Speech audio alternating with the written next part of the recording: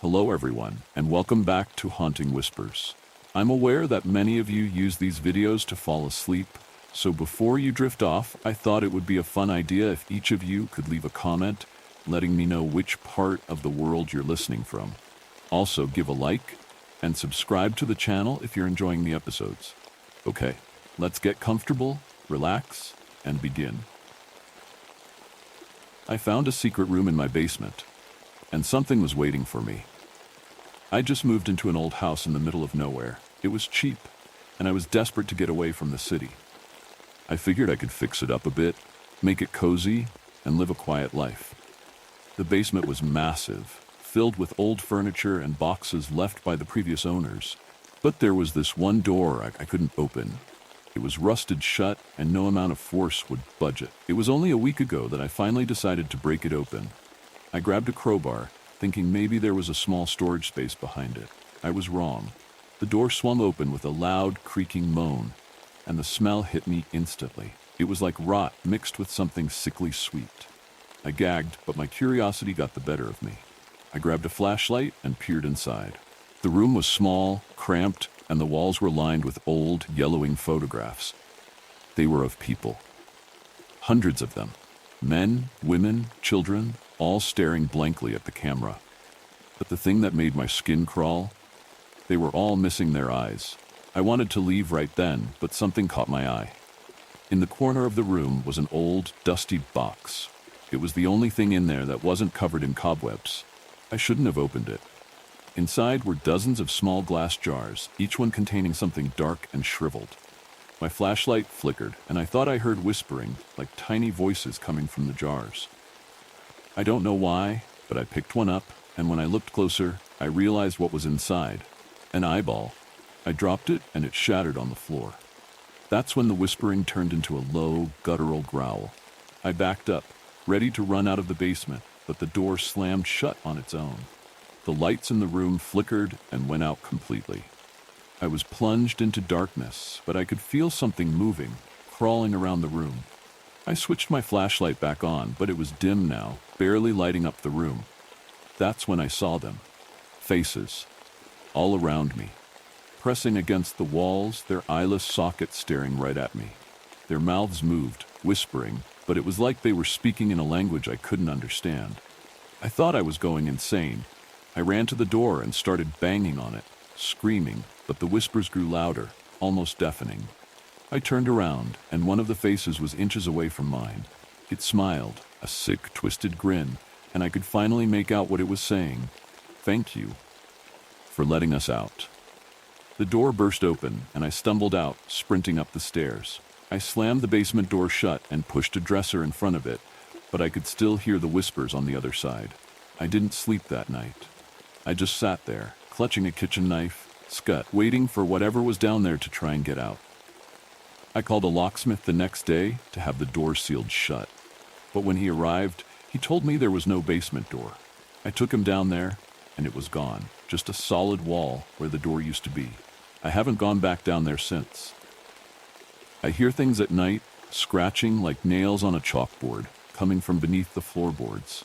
Sometimes I catch whispers, faint and distant, echoing through the house. And every morning, there's a new photograph slipped under my bedroom door. They're pictures of me, and in every one, my eyes are missing. If you thought that was chilling, brace yourself for what's coming next. No limp. I lived in a house with an extremely long, winding driveway. We grew up surrounded by the woods, and when it got late on summer evenings, and the sun finally set after busy days of playing with my neighborhood friends, the darkness swallowed up our little plot of land, and it seemed like there was no end to that sea of trees around us, like it extended into ink in every direction. Naturally, I was terrified of those dark woods for reasons I couldn't explain. So as I got older, doing outdoor chores at night got harder and harder. Sometimes I'd have to take furniture off of the porch right before a big storm was approaching, or else it'd blow away. Sometimes I'd just have to take the trash to the curb. I ended up being assigned to that job.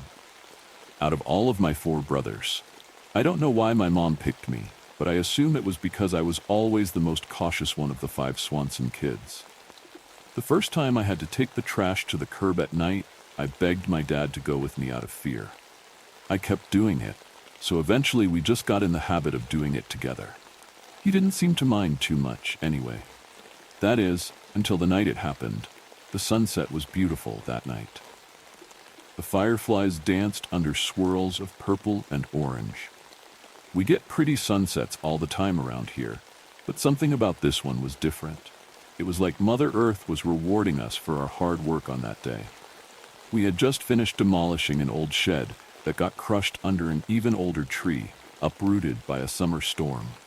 The clouds seemed to gather like witches around a fire in the heart of the forest, blocking out the gibbous moon that stared down at us like our mom did when we were in trouble.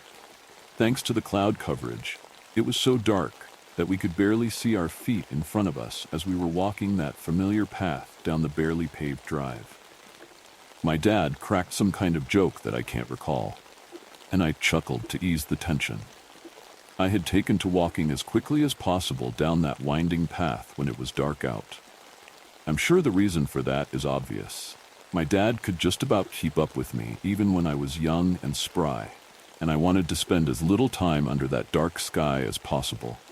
The trees on either side of the path loomed over us, but I could just barely make out the cloud-smeared stars past their jagged edges. I could hear my dad's footsteps behind me as I gripped the black trash bag closer, the plastic strip that made up the handle getting sweaty in my hand. I focused on that sound to calm myself as my nerves started acting up, anxiety nipping at my heels. Rhythmic were my dad's footsteps. He had a limp, had gotten his leg twisted up years back in a bad car crash, and it never quite healed right. The dull slap of his bad foot on the pavement steadied my thoughts. He was with me, and the world seemed safe. The woods even seemed almost warm. After what must have been at least a few minutes, I finally saw the end of the driveway. The stinky dumpster was a relief for once. It meant the trip was at least halfway over. I practically ran up to the dumpster, focusing on the rotten yellow of its lid rather than the thick woods ahead of us across the thin road that led to our house. I didn't want to look too deeply past that tree line.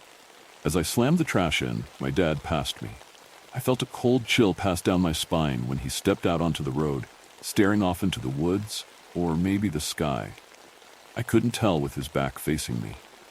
My thoughts were hijacked by the sensation that my rear was no longer protected by my dad's mystical presence.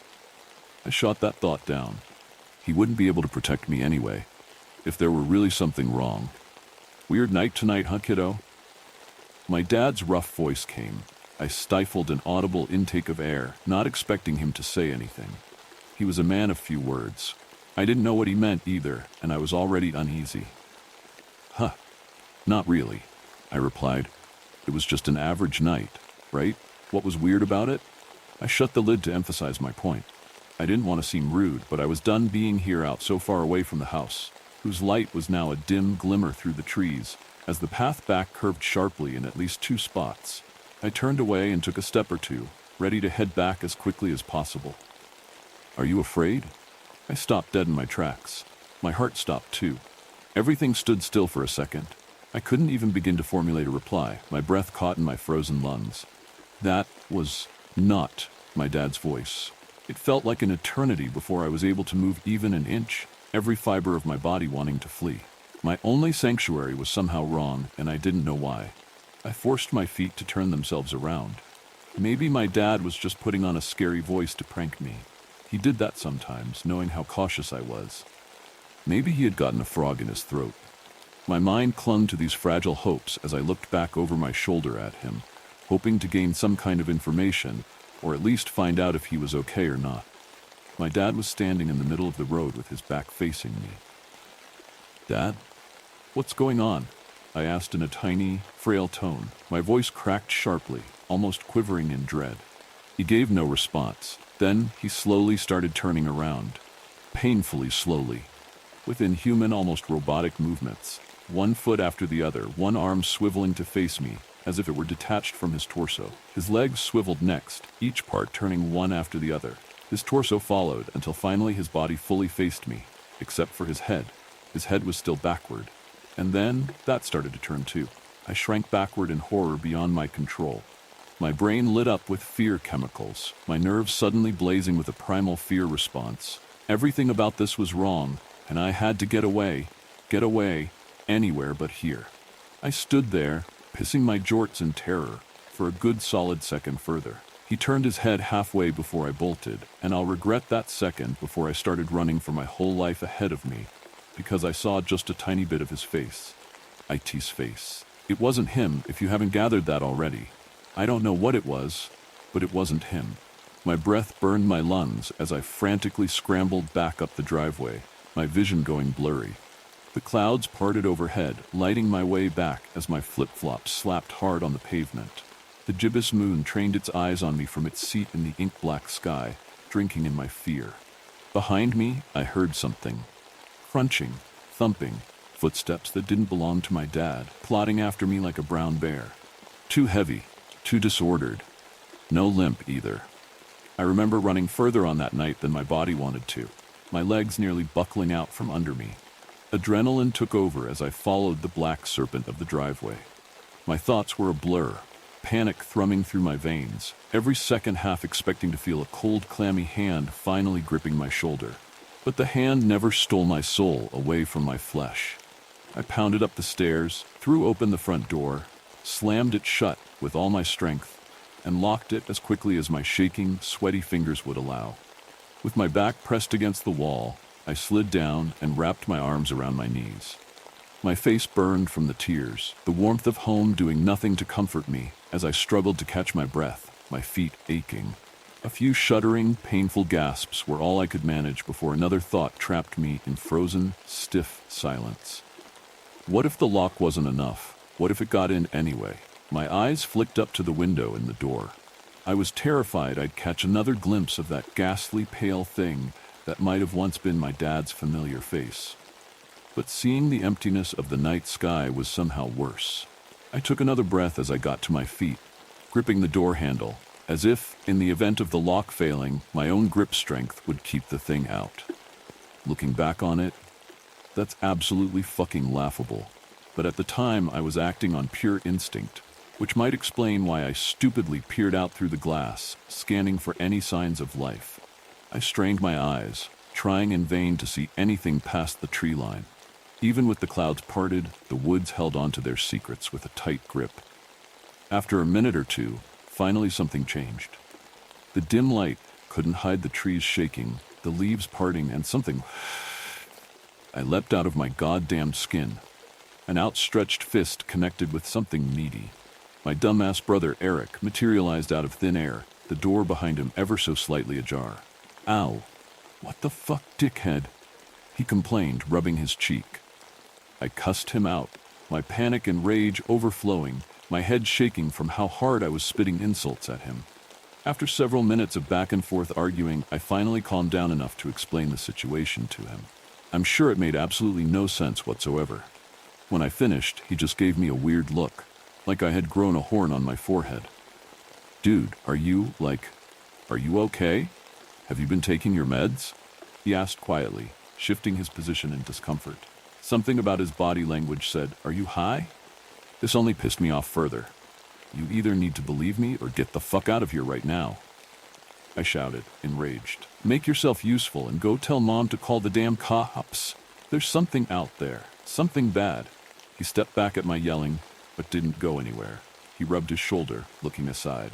Okay, I believe you. Jesus, calm down. We both fell quiet, looking at each other for a minute. Then I focused my eyes out the window again. Nothing. Empty front porch, empty yard, empty driveway. The faceless woods still met my gaze. It's just, your story doesn't really make a lot of sense. Dad's been out on a fishing trip for a few days now. Did Mom not tell you? Just when you think it can't get worse, this next story proves it can. Time has stopped at Vienna International Airport. I mean, the title is rather self-explanatory. I'm at Vienna International Airport and everything is frozen in time. All the morning passengers are here, all of them unmoving like fleshy, warm statues. Looking outside through the window, I see a flight departing, suspended in the air. Next to me, a woman is dropping her handbag, and all the contents are frozen in the air, unaffected by gravity's pull. Suppose I can elaborate a bit, as, at the moment, it appears that I have all the time in the world. I was on a business trip in Vienna, and I had to travel back to Paris CDG Airport with an early morning flight. On the way towards the terminal, staring out of the cab, I saw the airport lights in the dim, cloudy dawn sky. Some of the departing planes were awfully slow, almost like they were not moving at all. I was thinking of pointing this out to the cabbie, but I chalked it up to tiredness. See, after conference networking cocktails and 6 a.m. flights are not a great combination, so I was far from being in a chatty mood. Either way, the guy dropped me off, and I decided to have a quick ciggy before checking in. While smoking, I wondered about airports, how fascinating they are.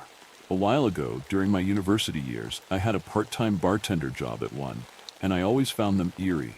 They were liminal spaces, areas of the in-between, people just heading there to pass through it. Sort of a border world. Of course, seeing airports like that could have been Stockholm Syndrome caused by this student job as well. After all, I needed some sense of wonder to tolerate 5 a.m. shifts. And now, many years later, here I am at 5 a.m. again, but this time as one of the travelers, a wandering soul lost in the liminal landscape. I let out a brief laugh. The hangover left me way too philosophical. Yet the eerie feeling I had turned out to be more of a premonition rather than a hungover inner monologue ramble.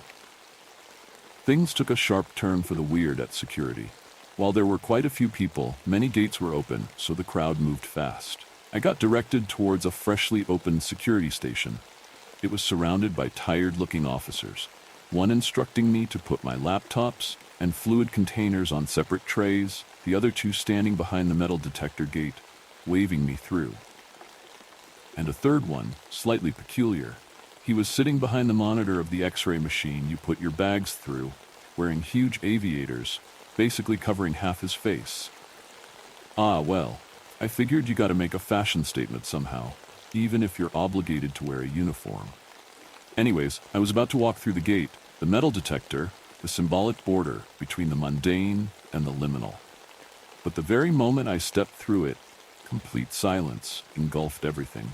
I reflectively touched my ear, thinking my earbuds somehow turned on noise canceling, when I realized that they were in the tray, which slowly rolled down on the pickup area. And that was the only thing moving. Everything else stopped, like someone hitting a pause button. Odd, I figured. I slowly walked back through the gate, but nothing changed. Everything around me stood still. The security guy's hand frozen in a bored wave. A man putting his belt back on, unmoving next to me, a family in the other queue, stuck in mid-argument, their small kid, her face trapped in a mid-crying expression, but no sound leaving her mouth. Wish I could do this to kids once the plane took off. Nevertheless, temporal anomalies be damned. I did not want to miss my plane, so I grabbed my stuff from the tray. Yet, as I was putting my laptop back into my bag, I saw one thing. Or, well, the absence of it. The security guy with the sunglasses was nowhere to be found. This whole thing did not look like something that respects airport security standards. Walking towards my gate, D24, in the dead silence was certainly an experience. I moved through crowds in suspended animation, or I sure as hell I hope it was that. It would be rather awkward to be at an airport full of dead people. Still, it had a certain beauty. Upon arriving to D24, an unusual sight welcomed me. The monitors showed that boarding was open, and indeed, the doors were ajar, but the flight destination instead of Paris CDG just looked like a jumbled mess of characters.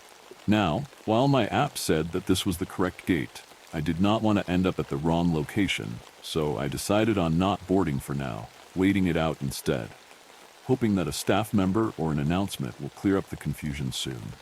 I was a bit hungry, and the nearby bar seemed, albeit overpriced, but fairly attractive. I walked over, crisscrossing the statue-like crowds. I grabbed a sandwich, and, as the staff was unavailable on account of being frozen in time, I decided to walk behind the till to the coffee machine and help myself to some drinks. For a moment, I entertained the thought of making myself a nice flat white. But I figured that if time restarts and I am standing in a restricted area steaming milk, I may get some angry looks, so I opted for an espresso instead.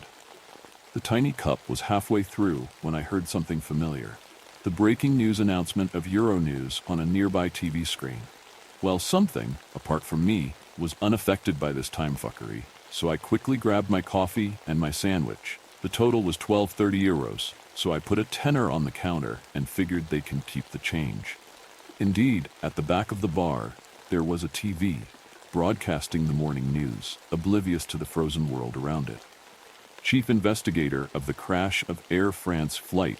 I have hidden the flight ID, just in case. At Vienna Schwechat Intel Airport, this morning states that at this time the exact cause of the accident cannot be determined. While the number of confirmed casualties just passed 80, the search for survivors continues. According to witness testimonies, the aircraft overran the runway during takeoff and crashed into the industrial area of Schwadorf, a settlement near the airport. Authorities have asked the public to forward any information, including recordings of the events, to the authorities. Rather macabre, watching these news at an airport, I was thinking, when it hit me like a freight train or like a crashing plane, the flight they were talking about was the one I was supposed to board. Now, while I was trying to cut down on my smoking, this news warranted another cigarette. The airport has a nice smoking area looking at the runway where a flight was taking off, except it wasn't, as it was just floating silently in a surreal manner. Some sight for a smoke. Yet, as I was clicking my lighter, I noticed something weird. Well, something that should have not been weird, but in this specific scenario, it was rather unusual. A few airport technician-looking guys in high-visibility vests, cargo pants, and despite the cloudy early morning, dark aviator sunglasses were walking around. Actually walking, while the world around them was dead still. I'm back now at the restaurant, typing this down on my laptop. Now, I know that my demeanor may feel like I'm not taking the situation seriously enough, but trust me, this is my defense mechanism when I am positively shitting myself, which is pretty much the case now. I mean, I'm not stupid. I saw the news of my crashed plane, and I can connect the dots. I'm wondering if this is limbo, death, or some otherworldly shit. But the call of nature is disrupting my spiral into anxiety. After the coffee and the ciggy, I'm not only about to shit myself figuratively, but also literally, so I will try to hunt down a bathroom in this hellscape of an airport. I'll check back in a bit to see if anyone's around and update y'all. Cheerio. Update 1. So I went to answer the call of nature. Luckily, 1 out of the 4 stalls was open at least. I was also not jealous of the poor bastards whom eternity found in the middle of dropping a log. So, I was doing my business when I noticed feet. First, I could see shadows under the stall door through the gap, then 2 pairs of work shoes, 2 people walking around in the bathroom. Now, I was about to call out, but something held me back, on top of how awkward it is to have a mid-shit conversation. Soon I realized what set my alarms off. I saw the feet, but I did not hear them. They were walking in complete silence until they started talking. I mean, I reckon they were talking, but I couldn't understand shit. Saying their words were garbled is an understatement. It sounded like a recording of an already foreign language being played backwards, while distorted via a radio. So, I clenched my buttocks and remained silent until they left. I was not against the idea of trying to communicate with whatever these lads were, but the situation was not exactly ideal, so I decided to delay. Instead of immediately heading back towards the bar near my gate where I've left my luggage and my laptop, I wandered around a little bit, as my plane was not about to leave. Upon inspecting the motionless terminal, I found some of the guys I've seen earlier on the runway and in the toilet. Contrasting how everything was halted around them, they stood out being busybodies, but they were always behind locked doors on different floors or otherwise inaccessible territories, in parts that you would normally not notice while wandering around an airport. Forgive me for sounding like a broken record with the whole liminal spaces thing, but this was another aspect of that. When you're at a place like this, a place of transition, there are so many little nooks and crannies, you just look straight through. At an airport, you move with purpose. Everyone moves with purpose, so these areas escape your attention. Now it was the contrary, in an uncanny way. Noon moved with purpose, noon moved period, except in these hidden places which highlighted them, making me feel like I'm seeing things I shouldn't be seeing. However, this was not reciprocated. See, I was not particularly hiding, yet none of the employees appeared to react to me in any way. It looked like I had two options: reenact the movie Terminal, except in this ghost airport, or just take my chances to get noticed. So I chose the latter. I started waving at them through the windows of locked doors and shouting at them from floors below. Yet they all remained unfazed. Pretty fucking rude, honestly. Or at least, this was the case until I got back to my spot. Then things escalated. Returning to the bar, where I left my laptop and bags, I could see 3 of these airport security-looking guys carefully circling my luggage, discussing it in their garbled radio language. However, upon my arrival, unlike the other airport staff, this trio noticed me, and they made it painfully obvious that they did. As soon as I approached, they turned towards me in perfect unison. Now, I know that leaving your bags unattended like that is a big no-no at airports, and in a normal situation, I wouldn't have done so, but it's rather clear that this was far from what could be considered normal. I hoped that they would agree, so I apologetically explained to them that I was just heading to the pisser for a little bit. My excuse did not seem to convince them. The 2 dudes on the side kept staring at me through their oversized sunglasses, unmoving, while the third one began to walk towards me with seemingly malicious intent. I attempted to defuse the situation diplomatically, but seeing how he steadily moved his hand towards a black, taser-looking device holstered on his belt, I concluded that my charisma will not save me today. So I resorted to the next best alternative: violence. I know full well that my following reaction was not a rational, well-adjusted one. Assaulting airport staff is a fine way to get banned from flying for life, after all. But let me explain. See, in my late teenage years, I had a short stint as an employee at a shoddy nightclub. Some of my experiences there irreversibly altered my fight or flight instinct into punch first, ask questions later. And believe me, I felt threatened enough to have my reflexes take over. So anyways, I swung at the bastard. Admittedly, I am not in my best shape, definitely not after last night, so I was somewhat surprised seeing him collapse like a sack of flour as soon as my knuckles connected to his face, sending his earpiece, cap, and glasses flying. I was somewhat even more surprised seeing the other 2 guards immediately dematerialize in the same moment. Just gone, in a blink. I began to suspect that these guys were not your usual bored, underpaid, caffeine-addicted airport staff, but something more sinister. Soon enough, my suspicion became certainty. The less lucky one of these entities I whacked laid in front of me, face down. To see the damage I may have caused, and to check his pulse just in case, I grabbed his shoulders and turned him on his back so he faced towards me. Now, remember I said these guys looked like normal airport employees? Well, there was a little bit of a difference. The guy had like a million eyes. The face, previously covered by the dark-tinted lenses, which now lay shattered on the floor, stared at me with countless pupils. Small ones, big ones, just dotted all over the sockets, in a way that should not be possible. Not entirely unlike a spider, but way more crowded. In fact, there were simply too many of them. They should have not fit the space normally only occupied by 2 eyes. Yet there they were, kind of like a Mandelbrot fractal. They appeared to be almost infinite, and frankly, fairly hypnotic. But I had to snap out of it. For the lack of anything better to do, I figured I'd sit down and type this update. I have mixed feelings about the situation.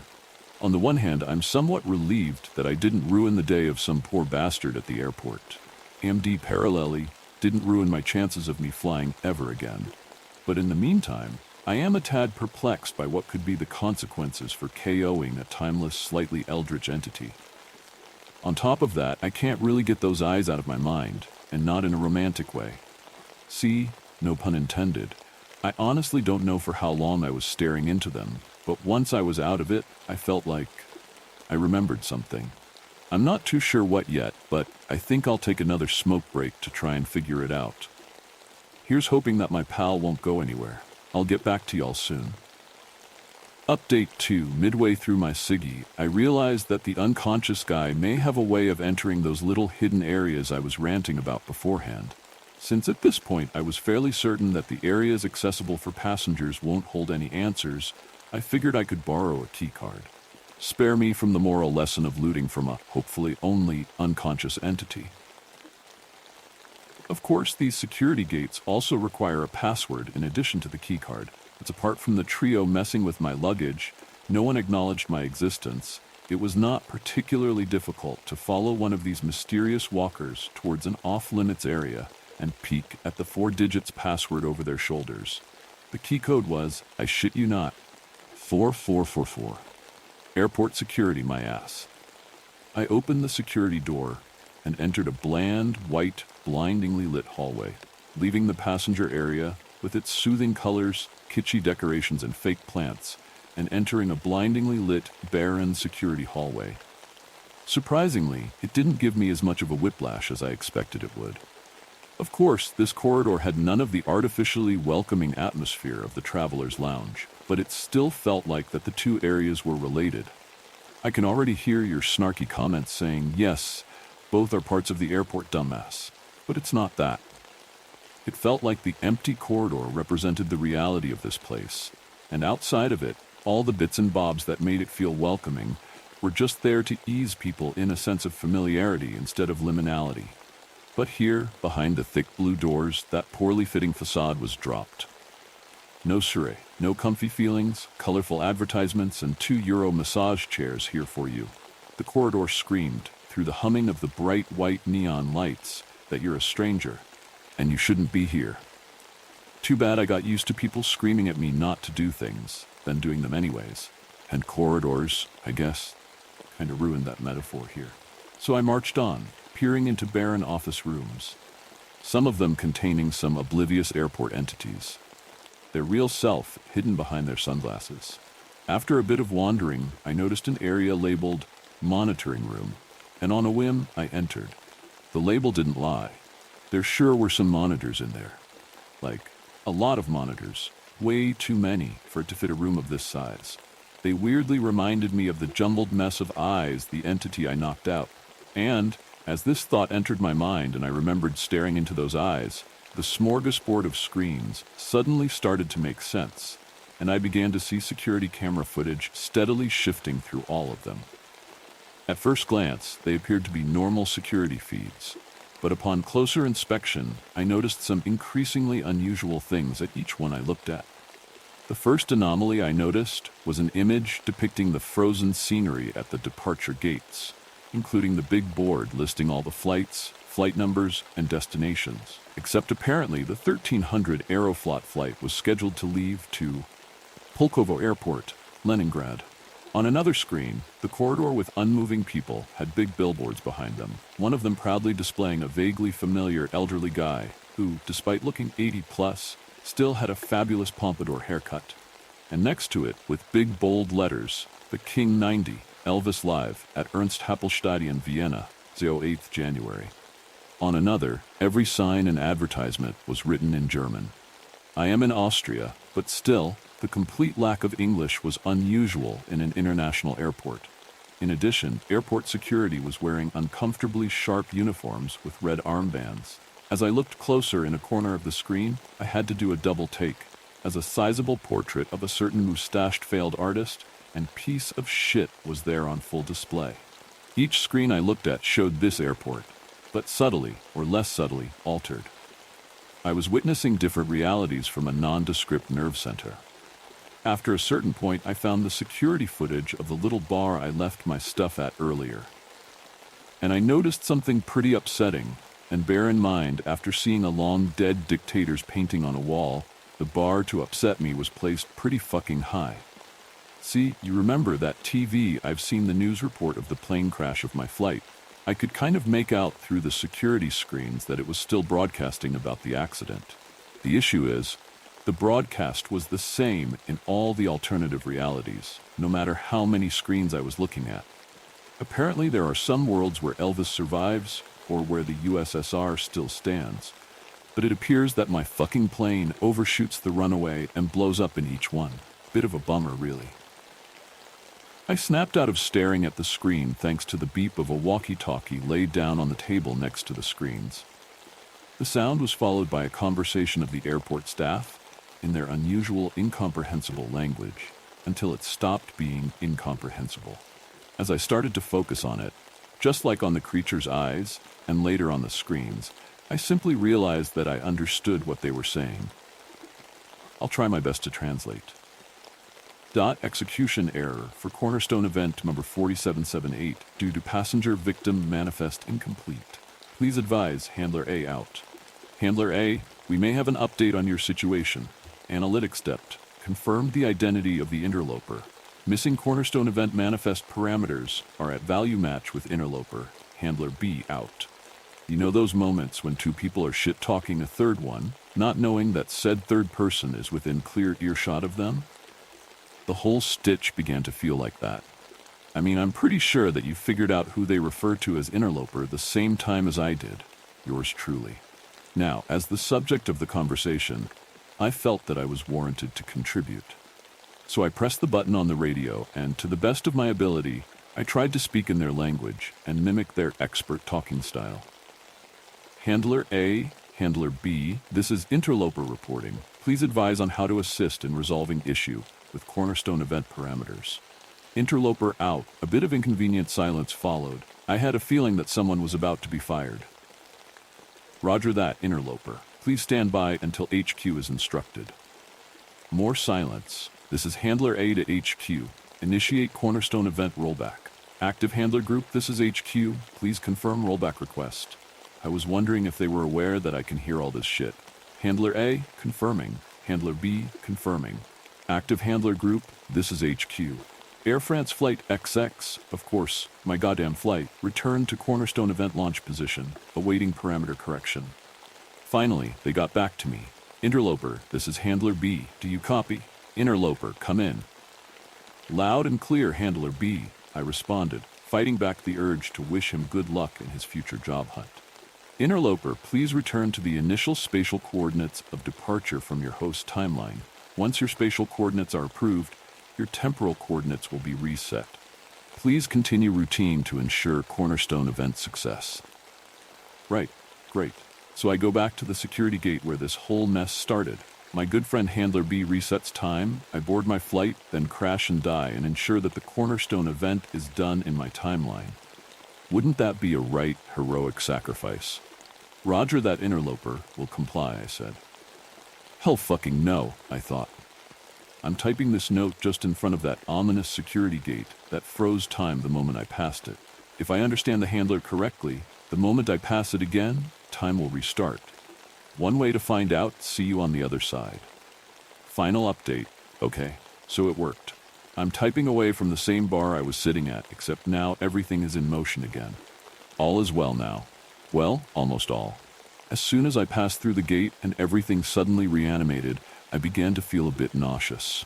Was it the fact that after hours spent in a frozen, soundless, and timeless world, suddenly the hustle and bustle of reality returned?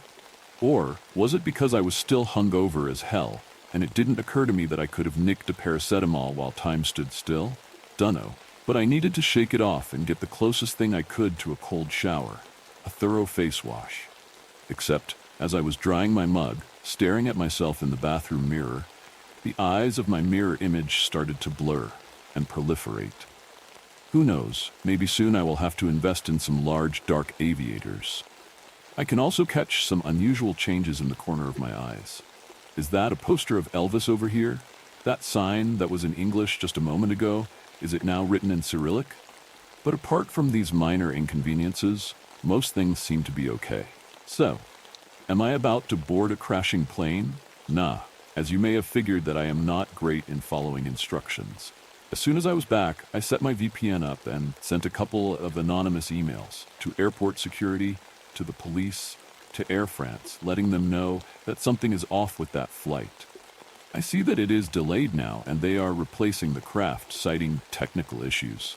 If I'm actually losing it, and imagine the whole thing, I probably ruined the day of my fellow travelers. But if not, then I just helped those poor bastards to live to see another day. But about the implications of me doing that, well, so, all sunshine and rainbows, right? I ought to pat myself on the back. I fucked around with beings beyond time and prevented a major accident. Yeah, normally I would, but there are some subtle things going on that overshadow my urge to celebrate.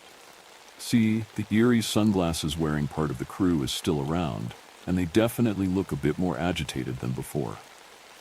And while I couldn't really catch all their conversations, here and there I hear some jumbled radio fragments I still understand. They mention a certain cornerstone correction protocol and enhanced intensity events in close proximity. Now, what does that mean in practice? Hell if I know. But, and I know I am being pretty vague here, it sounds like shit is about to go down. Well, either way, they're calling my flight. Suppose it is time for me to leave this godforsaken airport. If that story sent shivers down your spine, then this next one might just freeze your blood. We have a pest problem. A big pest problem. My mother and I had always had a strained relationship. My father was never really in the picture, so we made the best of our situation. She herself was also often gone, as she was a state fire department pilot who also conducted search and rescue. One of the few women in her department, she did the best she could for me, but there were times when she would be gone for long periods of time, leaving me with my grandparents or aunt. When we were together, she put in her best effort. We would go on trips or outings. As I got older, however, I wanted to be more independent. She may have noticed me slowly slipping away. I can tell it bothered her. Through high school, she would always make it a point to ask me tons of questions: where I was going, who I was with, how long I would be. She would freak out if I were even a half hour late coming home. As kids usually do, I came to resent it, with accusations often being followed up with arguments. Then, the snooping began in my late teen years, as I was preparing to go to college. One day, she found a glass pipe that I had left out on my nightstand. Normally, I keep it in my sock drawer, but I must have left it out, and she saw it. This, of course, led to more questions. Who gave it to me? What was I using it for? Etc. Even at that time, I didn't really smoke anything unless any friends offered it. A friend had just given it to me. She was really starting to get on my nerves, so I bought a lock for my door. She didn't say anything about it or ask me to remove it, just scoffed. This is when things started to get really weird. One night, I was awakened by some strange noises coming from the attic right above my room. I laid there in bed just listening to it, trying to figure out what it could be. I'm not sure for how long. It seemed to be a mix of scratching and banging, like some animal was running around on the roof. After a while, it stopped. I figured it was probably just a cat that was killing a bird or something on the roof. At the time, I wasn't really alarmed by it, so I dozed off to bed. The next day, when I got back home, I unlocked my door, and to my surprise, my room looked like it had been rummaged through. My socks and underwear were scattered about, drawers were left opened, even my secret stash of Oreos and Cheez-Its had been compromised. I confronted my mom. "Mom, what the hell?" "What?" She looked genuinely puzzled, looking up from her laptop while on the sofa. "My room." "What about your room?" "You went through my stuff again." "What? And you took my Oreos and Cheez-Its? I don't even like Cheez-Its. How did you get in my room?" "I didn't go into your room. How could I? The door was locked." "Well, evidently, someone had to. My room is torn apart." "What?" I showed her my room. She had a look on her face. It must have been her, I thought. Then after a pause, she answered with a ton of uncertainty. "I have no idea what might have caused this." She started looking around the room diligently. She checked the closet, under the bed, behind the drawers. She was looking for something, it seemed. Then she noticed it.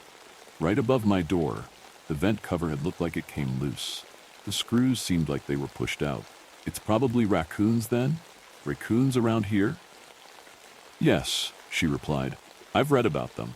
They're smart buggers. They can get into people's homes from under the house or through the attic and damage and destroy property." I was about to protest, but then I remembered the sounds. "Actually, I did hear something last night. Sounded like there was something moving around in the attic. Let's take a look." With that, I grabbed a flashlight and we headed to the attic. We didn't see anything out of the ordinary. "Whatever it was, it's gone now," my mom said, browsing around. "I'll call animal control and see if they can set some traps." I screwed the vent cover back in and thought nothing more of it. A couple of nights later, as I lay awake at night in my own thoughts, I started hearing the noises again. This time, it sounded like it was coming from in the wall. It sounded like scratching in the ventilation system. Something was moving around in there. The raccoon must have come back. I looked up at the vent, and there it was. Two bright eyes staring back at me. The raccoon? I was no animal expert, but whatever it wasn't a raccoon. It stared back at me for some time, then in a flash disappeared. I got up quickly, grabbed a chair from the kitchen, the flashlight from the hall closet, and tried to peek into the vent. I looked at an angle. I grabbed a screwdriver and undid the vent again. I placed it on my TV stand, stepped back up on the chair, and poked a part of my face in. In hindsight, probably not the best idea. There it was again. Our eyes caught again, and just as quickly it vanished behind the bend. I was freaked out enough to then go find some plywood from the garage and drill it in over the vent. My mom heard me and got up to see what I was doing. That thing is back. That thing? What thing? The raccoon or whatever. Didn't you call animal control? Oh shit, that's right. No, I forgot. I'll call them tomorrow morning. Mom, I don't think it's a raccoon. What is it then? I don't know, but whatever it is, it's not a raccoon. Either that or some other scavenging animal. I'm sure it's more afraid of you than you are of it. I didn't feel like getting into another argument with her. I just shrugged it off and told her I was going back to bed. I found it hard to fall asleep that night, though. I must have laid there in my bed for a couple of hours until I just moved to the living room couch. The next day when I came home, my mom told me that animal control came by. They said that they didn't see anything, but did set traps. This didn't make me feel comforted, but the noise stopped for a while after that. Still, I kept the makeshift vent cover on, and it was lucky I did. About a week and a half later, I woke up to a more aggressive noise. I looked up and saw that something was trying to push through the vent cover. I grabbed the flashlight that I then kept on my nightstand and kept it aimed at the vent. Knocking, knocking, knocking, until finally it fell to the floor, and there they were again, those two big yellow glowing eyes. We again locked gaze for a while. The head came closer. I could make out his head, a bulbous head with what looked like long ears. I slowly got out of bed and came closer. It ran off again. I tried to look in. This time I ran into the hallway, pulled the release for the attic entrance, took a deep breath and climbed the ladder. In hindsight, I should have taken something hard. I reached to the top, pulled myself in, and looked around. There was only enough room to crouch in this attic. It was just a wooden platform floating on a sea of insulation with the fuse box for the heating unit. Then, there standing at the far end of the attic on a beam was a dark figure. I shined my light on it, and there stood a gremlin. It was a Gollum-esque figure, possibly 2.5 feet tall, more nimble and human-like than a primate. It had dark fur, possibly black or dark brown, and long pointy ears. Those large cat-like eyes glared at me again, and it made a groaning noise, almost like a purr. I stood there in a mixture of confusion and terror, my heart racing, my mind racing through all the various things this creature could be to make sense of it. The gremlin jumped to the next beam towards me. It stopped, but it kept its gaze on me. I stepped back, keeping my light on it. It again jumped to the next beam. I backed away slowly towards the ladder. I put one foot down on the first step, keeping my balance. It suddenly darted to the left. I booked it down the ladder, clenching my flashlight. I pancaked and missed a step. I slipped and fell down, landing on my side. The wind was knocked out of me a little. I pushed myself back up as hard as I could and took a second, but there was another thud behind me. Whatever it was had dropped right behind me. I ran for the door. Hey, what are you doing? My mom called to me. She was just sitting casually on the couch with a single lamplight on, reading. I turned around, but there was nothing there. I looked back at her. She could tell the expression of terror on my face. I saw it. I saw what was in the attic. Really? What? Was it a raccoon? No, it was like a little monkey bat thing. Wait, we have bats in the attic? No, it wasn't a bat. It was way bigger, like an evil-looking lemur. We don't have lemurs here. I'm not saying it was, I don't know. Okay, I'm sure it's just some animal that just found its way back in, she reassured but uncertain. But hey, sit down, I want to talk to you. I came over to the couch and sat down, still looking towards the dark hallway. Listen, she began. I'm sorry for snooping around and being nosy. You're getting older and you deserve a little space and privacy. It's just, I feel like I've missed so much with work and everything. I tried to do the best I could and... Hey, look, you're not a bad mom, I interrupted.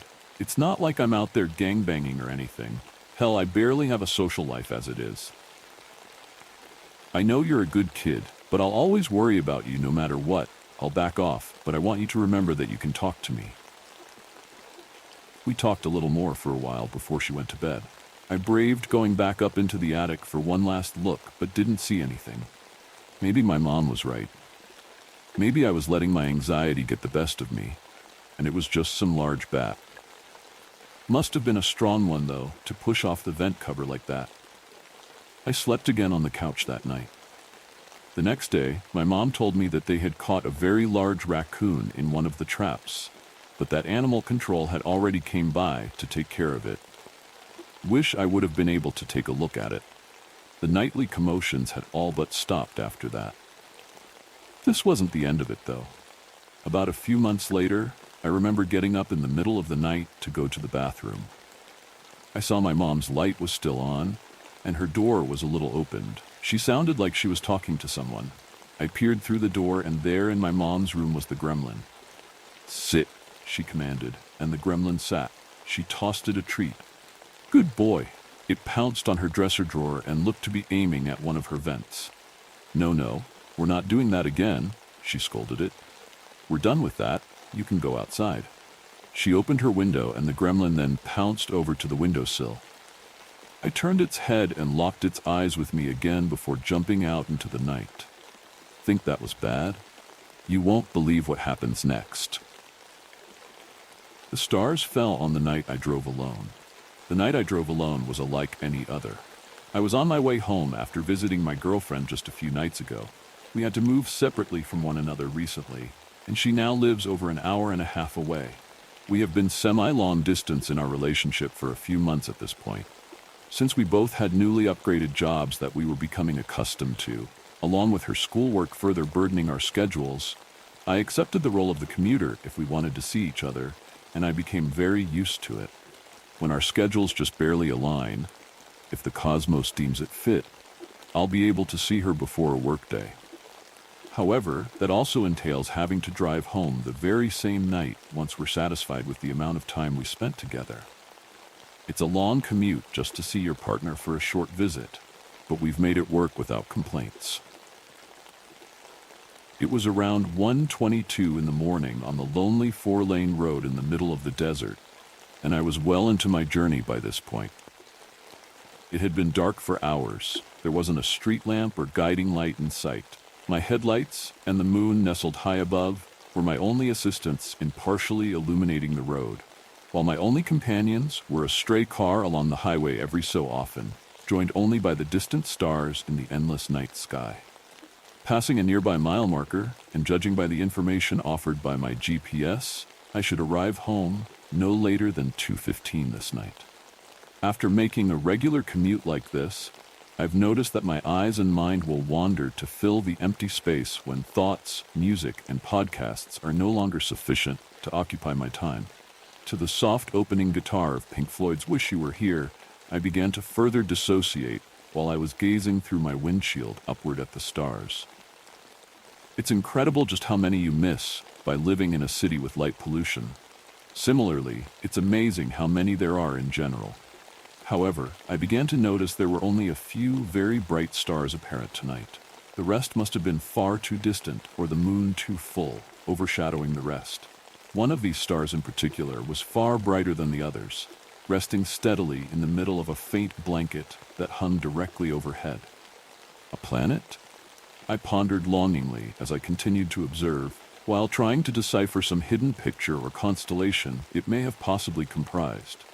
Strangely, and without any warning, the very same final, brightest star I was directly focusing my eyes on moved and began to fall. It had broken my trance.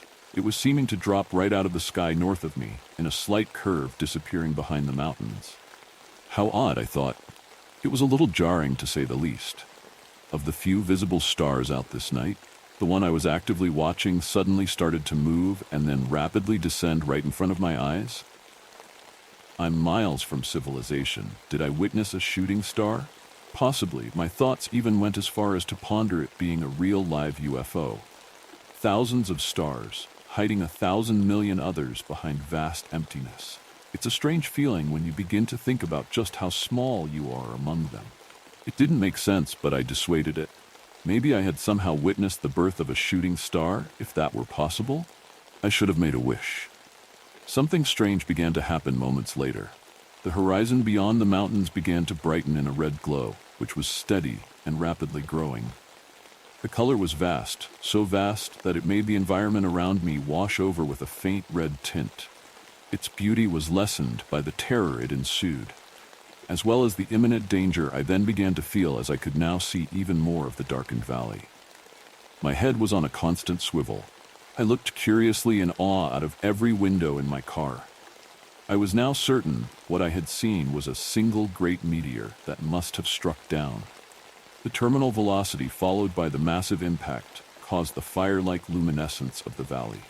The only problem, however, was that the red glow did not waver nor dissipate, and it had set in long after when I anticipated the impact should have been. I could still hear my music playing, but it felt distorted and wrong. The lyrics seemed to come sooner, and sometimes later than I remembered in the song. Even the volume raised and lowered as if it was traveling around me, both nearer and further away. The verse even repeated itself halfway through. Simultaneously, my car began to change as well. It felt like I had lost what gear I was in, and began changing acceleration without any alteration from the pedal. Yet, nothing was actually different to my knowledge, aside from the constant dimming and brightening of the lights. My speedometer never changed, the time on my songs never differed. It was almost as if I was what had been out of sync with reality.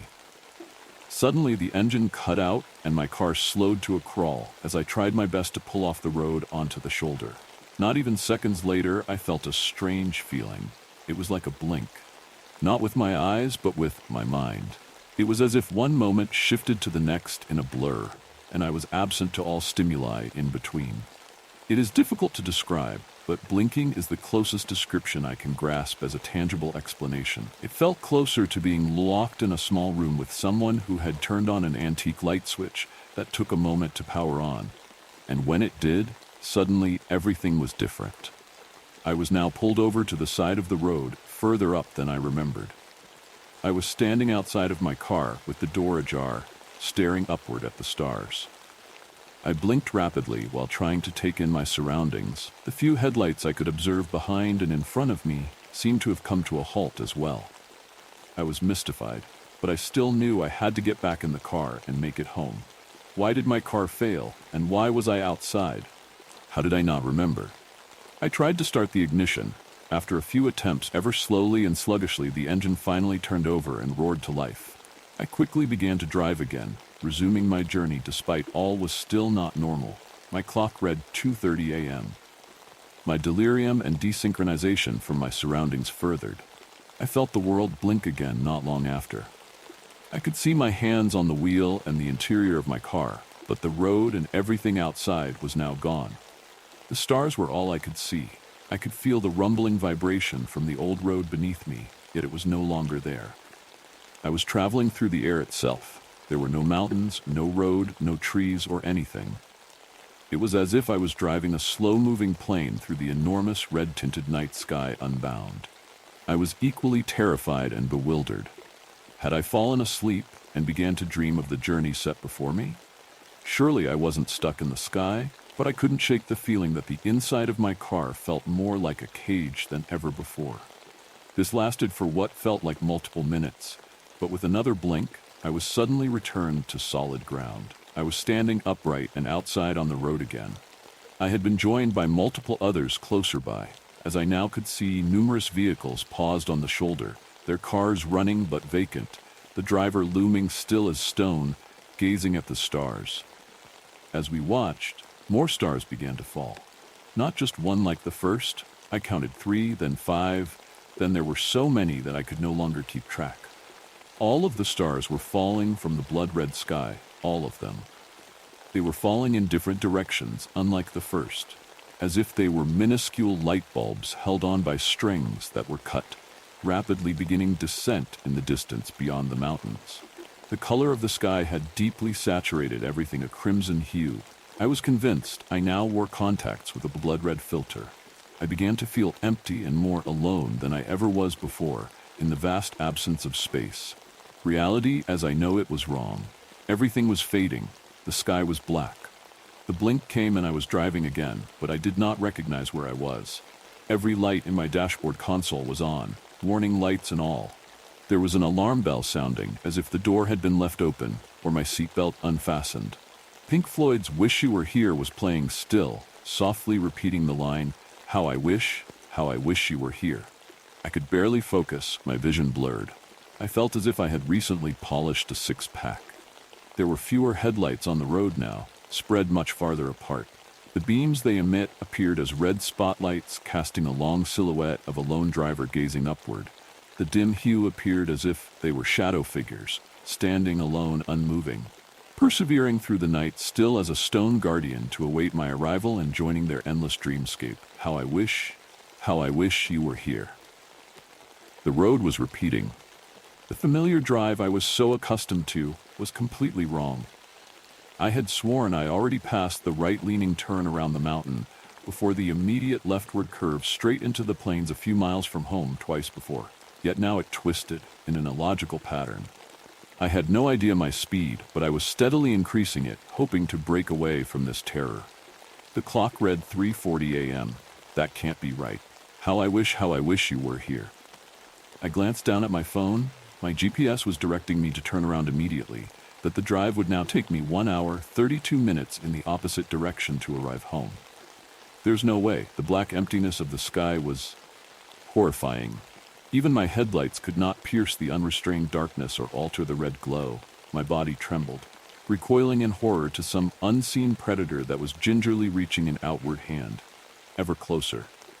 How I wish you were here. Panic was everlasting. This nightmare was reality, and I felt as though I was driving through a great forest fire, which had roared a glorious and luminescent glow, which encased me entirely, with its immense black clouds distorting my vision past only a few feet. The stars were gone, the sky burned, and I was alone. I felt weak and tired, my body convulsed as the darkness was winning. My hands began to burn as they rested on the steering wheel, as if some great force with hands larger than my own was holding them tightly against it, denying my removal. I had one last idea as I attempted to physically blink or even shut my eyes completely, but it was to no avail.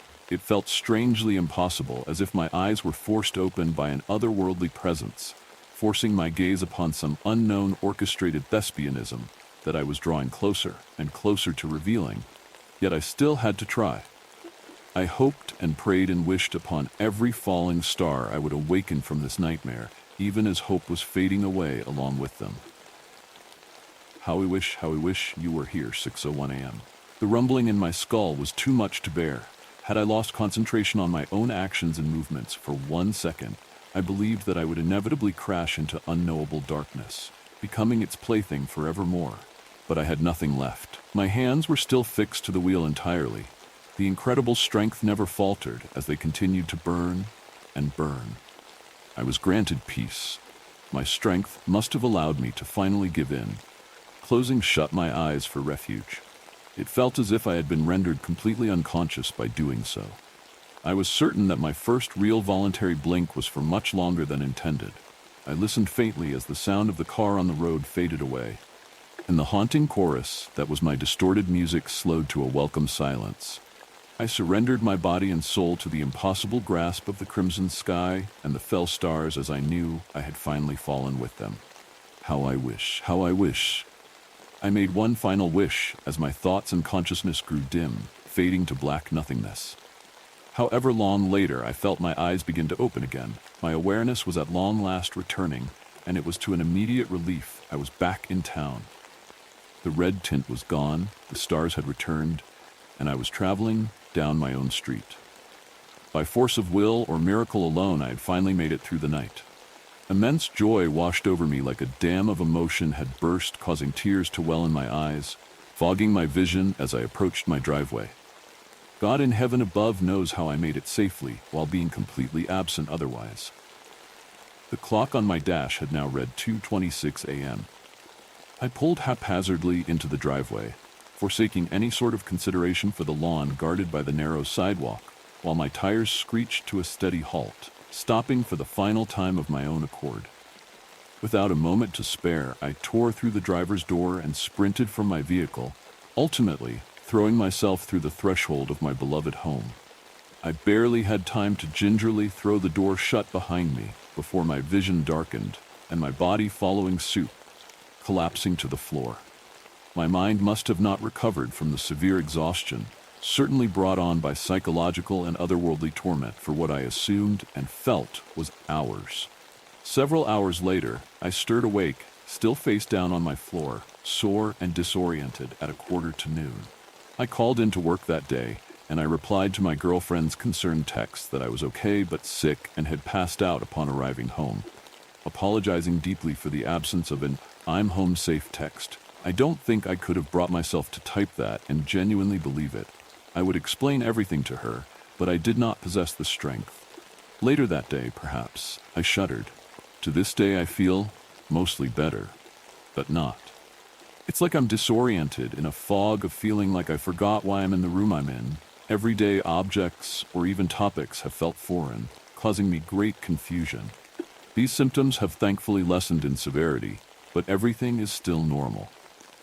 I cannot assuredly disprove what happened as false while I sit and stare at the large bruises with seared edges that still burned, adorning the tops of my hands and wrists. I forgot to mention the paranoia. I'm constantly scared of something, lurking. I feel that I'm going to shut myself in the bathroom one night and quickly draw back the curtain, only to reveal nothing. But not before realizing soon after, when I turn around, there's then going to be a tall, dark figure looming close behind.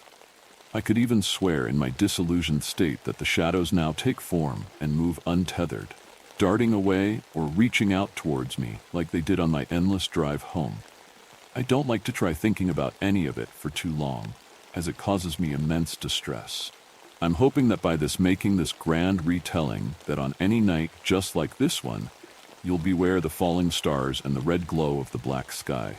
Or maybe, just maybe, someone else has experienced what I did and can with much appreciation tell me what to do. I really, really hope so, because something else has motivated me to tell this story. Just last night, as I lay in bed before shutting my eyes for sleep, all was well. I felt comfortable. But I could have sworn that the faint street light spilling past my curtains and creeping through my blinds was casting a familiar red hue into my room. If you thought that was disturbing, the next story will take you even deeper into the darkness. The Mask of the Loup-Garou. I never should have entered that antique store, and I definitely shouldn't have bought that mask. Gannon's is known for buying and selling rare and unique antiques, and I wanted to impress my friends with a unique Halloween costume this year, so I thought the perfect solution would be to get my hands on a genuine antique costume.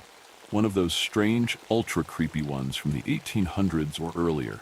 Sure, it would cost me, but can you really put a price on standing out?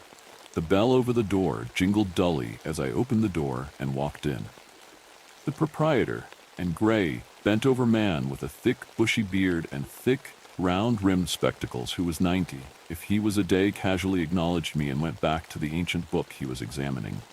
The store wasn't big, but it had space. Only every last bit of that space was filled with relics of bygone eras. Not the usual furniture, silverware, and paintings of your typical antique shop. No. Everything here had a story, and as such, everything here commanded a premium price. There was an old cavalry saber that was known to have killed no less than 7 men in the Civil War. It even still had flecks of blood from its victims, spattered along the blade and hilt. There was an old rope noose that had supposedly been used to hang a witch during the Salem witch trials. There was an ancient tome with strange symbols on the cover that once belonged to a European court wizard. There was even a hat that once belonged to a certain H.H. Holmes. The stories attached to each item were historical, mystical, and often macabre, and I loved it.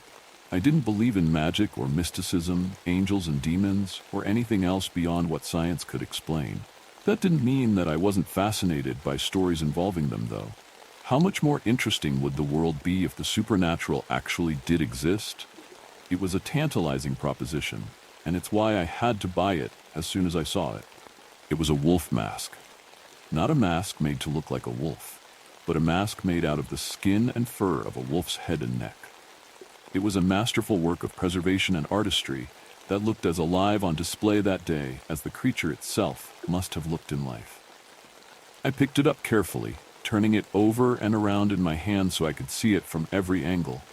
The work was beyond fine. I couldn't even see the seams and threads that held it together. Not a single hair seemed to be missing from the thick, gray fur. The teeth were real and firmly fixed into the snout. I assumed they were so well done because the original jaws had been used to form the snarling mouth. The eyes were glass and far too lifelike for such an aged item. Perfect replicas of thin glass set in the eye sockets. I had to have it. I checked the story card next to the original display. The price was outrageous, but I didn't care. Not only was the mask perfect, but the supposed history couldn't have been more ideal for the season. It read simply, "Enchanted mask made from the preserved skin of a loup-garou slain in Burgundy, France in 1137 AD. Do not wear at night." "Oh, ho ho ho," I grunted excitedly. "I have plans for you." I brought the mask and story card to the checkout. Old Man Gannon checked the item, and me with more scrutiny than I was really comfortable with before speaking. "Heed the warning, boy," he said sternly. "It wouldn't do for you to tempt fate." I chuckled, ignoring the fact that he called me boy. He was probably the oldest man in town, so everyone was boy or girl to him. "You don't have to worry about me," I assured him. "You got any more documentation that goes with this? If I'm going to fork over $2,000 for a mask, I want as much provenance as I can get." Old Man Gannon grunted derisively. "Of course I have documents that go with it. A fair few, actually. Be sure that you read them and take proper precautions." "Of course," I replied seriously, lying through my teeth. The supernatural is not real after all. It's a myth, legend, just stories. What this mask was, to me, was the foundation of the absolute best Halloween costume I had ever concocted. Sure, a werewolf costume wouldn't be especially unique, but with that mask, it would be the most frighteningly real one our town had ever seen. The old man went into the back room and quickly returned with a binder filled with documents and protectors, and a small leather-bound journal. "These are the provenance," he declared. "The journal is of particular interest as it belonged to a previous owner of the mask, a Mr. Archibald Wembley of London, wrote it in the years 1512 through 1514. He went mad after wearing the mask and killed 2 people before he was cut down in the street. Witnesses swore that he looked more animal than man before he died. The police report is document 123. I set the mask on the counter and quickly leafed through the documents. There were originals and English translations for each. "All this, and you're only charging $2,000? I asked incredulously. "Such a unique relic with this much provenance together. It has to be worth more." Old Man Gannon nodded his head. Yes, it is," he confirmed. "I actually paid more for it myself, but..." He trailed off. "Something about that particular item unsettles me. I wish to be rid of it sooner rather than later, so I'm taking a loss for my own peace of mind." I didn't question it. If this old man was willing to let his superstitions be my gain, I was perfectly fine with it. I paid for the mask and happily took it home. Looking back, I should never have been so sure of myself, nor so proud, nor so certain about how the world works. The events that followed changed my perspective of the nature of reality itself, and I don't think I'll ever be able to go back to how I was. In my defense, and also to remove any possibility that I can claim ignorance if I get desperate enough, I need to confess that I did read the provenance documents right away. I didn't read them to get any warnings to heed, or as some kind of user manual. I read them to learn the history of my beautiful, terrifyingly creepy wolf mask. Having the story at the tip of my tongue top tell at will would truly be the icing on what I knew would be a most impressive and frightening cake, or rather, costume. The earliest documents were all about the supposed loup-garou that was terrorizing the Burgundian countryside and the hunt to put an end to the gruesome string of murders it was blamed for. Document 20 was a notice celebrating that the foul beast had finally been killed and skinned by a visiting huntsman who only asked to be allowed to keep the skin and take it back to him home as his reward. The local ruler, only too happy to get off so cheaply, permitted it. The huntsman wrote that he brought the hide to a supposed witch named Lucia, who lived alone on a mountain named Muzla in modern-day Slovakia. He paid her handsomely with instructions to use the hide to create an item of power, one that would make him strong. Apparently, she obliged, making the wolf mask, and he was happy, but it came with a strict set of rules. 1. Never wear the mask at night. 2. Never wear the mask on the day or night of the full moon. 3. Never wear the mask during the autumnal equinox. 4. Always invoke the name of Christ before donning the mask. The man must have been wildly superstitious because he followed the rules religiously. The following documents are filled with fanciful tales of the huntsman performing mighty deeds that led to him earning a minor lordship before retiring to administer his land holdings and eventually dying of old age. What followed after was one document after another that spoke of the mask passing to a new owner who either did not read or chose not to follow the rules, and how each one ultimately went mad, committing a varying number of murders and being either killed during the apprehension or executed for their crimes. It gained a reputation as a cursed item that turned men into mindless beasts and drove them to kill and even cannibalize their victims. Holy crap! I exclaimed as I finished reading the last page in the binder. This is even better than I thought. I wonder what that Wembley guy wrote in his diary. It was getting late, so I decided to put off reading the diary for another day. I picked up my mask and looked it over, admiring it for both its craftsmanship and its history. "You just might be the coolest thing I'll ever own," I said to it as I caressed its cheek. I looked into the glass eyes, and maybe it was a trick of the light, or maybe it was the lateness of the hour playing tricks with my mind, but I could have sworn those eyes, those glass eyes, looked back at me. I awoke the next morning to my girlfriend letting herself into my apartment.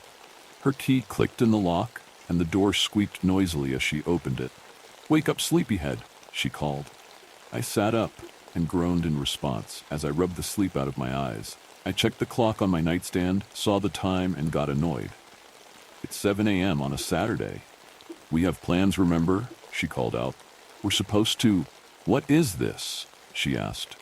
Her tone changed from businesslike to pure excitement. I stepped out of my bedroom clad in nothing but my night pants. She was excitedly holding up the wolf mask and admiring it. "It's a cursed wolf mask," I replied with a yawn. "It's the centerpiece of my Halloween costume this year." "It looks so real," she said admiringly. Then her expression darkened, and she put the mask down on the table. "Did you say cursed?" she sharply inquired. "Yeah," I yawned again. "It's almost 1,000 years old. The documents it came with say that a bunch of its previous owners went psycho and started killing people." "And you bought it?" she practically shrieked. "And you're going to wear it?" I filled the coffee maker and turned it on. "Don't tell me you believe in magic, voodoo, curses, and all that nonsense," I replied tiredly. She took pause at that. I knew her answer. It was a major point of agreement between us. What science can't explain either isn't real, or just hasn't been properly explained yet. Nothing is supernatural. She finally replied, "It's just—" She paused. "If a bunch of people who owned it really did turn into psycho killers, there's got to be something there." I poured a cup of black coffee from the still brewing pot and took a sip. It was too hot, but I didn't care. "Sure there is," I replied. "Social contagion. People believe it's cursed, so they respond as though it's cursed. It's nothing special." It must have made sense to her, because her whole attitude changed again. "Have you tried it on yet?" she asked with a slight smile, her fear replaced with the admiration and curiosity she had when she first laid eyes on the mask. It struck me that I hadn't, so I picked it up, looked my girlfriend in the eyes, said "Jesus Christ" in a mocking tone, and put it on. It felt perfect, as though it were made just for me. It slipped over my head easily and seemed to snug down to a perfect form fit. It had no odor, and I could see clearly with a full field of view through the glass eyes. "Not until just now," I replied teasingly. She shrieked. "What?" I asked, alarmed, turning my head rapidly to see what had so alarmed her. The mouth moved when you talked, she squealed. It moved. It moved in a perfect match for your words. I cocked my head to the side and looked at her quizzically. For real? I asked. It's moving with my mouth? Yes, she said excitedly. Go see in the mirror. I did. I spoke. Abracadabra, hocus pocus, jiggity jocus, I said to my reflection. Sure enough, the mouth moved in a lupine imitation of my own mouth movements. The movement were so well synced that I could swear I even saw the lips move, although I knew it to be impossible. I took the mask off and admired it with the fattest grin of all time on my face. That's amazing, I exclaimed. That old witch was a real master. I didn't know people even knew how to make a mask's mouth move in the 12th century. I know, right? My girlfriend, Tiffany, said with as much excitement as I felt. You're going to have an amazing Halloween costume this year. I removed the mask, smiled at her, and nodded my head in affirmation. Just one thing, she said with a hint of confusion. What's with that thing you said before you put the mask on? It took me a moment to remember what she was talking about. Oh, I snapped my fingers as I remembered. There was a silly little list of rules. I was mocking them. I grabbed the folder of provenance and flipped to the page with the rules on it. See, I said, pointing at the small passage. 4 ridiculous rules. Tiffany read them quickly and looked at me with a touch of confusion. People actually believe this crap? She said incredulously. I know, right? I laughed. She laughed with me for a bit, then stopped suddenly and glared at me. Wait a minute, she said sternly. How much did you pay for this mask anyway? The next few days were perfectly ordinary until the 17th. That was the day I finished assembling my costume, and one of 2 full moons in a row this year. I remember bringing home a pair of retro ripped jeans to go with the red plaid flannel shirt, theater prop quality werewolf gloves, complete with a set of long claws tipping the fingers, and other clothing reminiscent of an 80s-era movie werewolf. The sun had set hours earlier. I obtained the pants shopping with Tiffany after our dinner date, and I was absolutely thrilled. I couldn't wait to try it all on and see how it went together. It was glorious. I donned the outfit, then slowly, almost ritualistically, lowered the mask over my head to complete the costume. It was like magic in the mirror. I looked myself over, and I loved what I saw. I looked like something out of Teen Wolf, only better. Sure, I could have achieved something very much like it far more cheaply. I could have just gone to Spirit Halloween, bought a costume or a rubber mask, and went to Walmart for finishing touches and adjustments, and done a satisfactory job for under $200. But that's not what I wanted. I wanted the Riz. I wanted to stand out among all the other costume partygoers at the fraternity Halloween party. This costume absolutely did it, and I couldn't have been happier. In my ecstasy, I noticed a feeling running through my body, as though there was a kind of energy coursing through me. It wasn't as simple as a burning in my blood or my nerves were on fire. No, it was a feeling of power, as though I was still myself, but also something more. I felt as though I could toss 4 men over my shoulders and run a marathon. I felt as though I could get in a bar fight and kick every ass in the place. I felt godly. I removed the mask after a few minutes and inspected my outfit without it. I felt normal again, and somehow it felt wrong. I felt like my ordinary self was somehow no longer enough. I felt incomplete, like I removed a piece of myself when I removed the mask. Stop being ridiculous, I told my reflection. You're letting myth and superstition influence you. You're better than that. And yet I felt like I was lying to myself. Right there, staring at my reflection, I felt like the man looking back at me wasn't really me, like something unknowable was missing. I looked at my reflection, and it felt as though I was looking at someone else, someone I didn't really know, and who could never truly know me in return. I shook my head to clear the strange thoughts and center myself again. Pictures, I reminded myself. Tiffany wanted pictures so she could put together something complimentary. I took out my phone and held it up to the mirror to take a picture, and paused. I couldn't send her a picture like this. My costume was incomplete. I needed to wear the mask, or else my costume wasn't really my costume, and how could she possibly match her costume to mine if I sent her an incomplete photo? I picked up the mask to put it on and paused. I paused to look at it, to admire it. I looked into its lifelike glass eyes. I stroked its fur as though it were a living thing. "You're mine," I told it in a low, almost silent voice. "You're mine, and I am your master." I continued to stare into those perfectly crafted glass eyes, losing myself in them, and wanting nothing in the world so much as I wanted to put that mask on and forget myself. Slowly, almost robotically, I raised it up and gently lowered it over my head. I felt a rush of euphoria, like what I felt earlier, only 100 times more potent. I took my phone in hand, opened the camera app, raised it, and snapped a single picture of myself in the mirror. I opened text messaging, selected Tiffany, attached the message, and typed the following text: "It's complete. And now I'm complete." I hit send.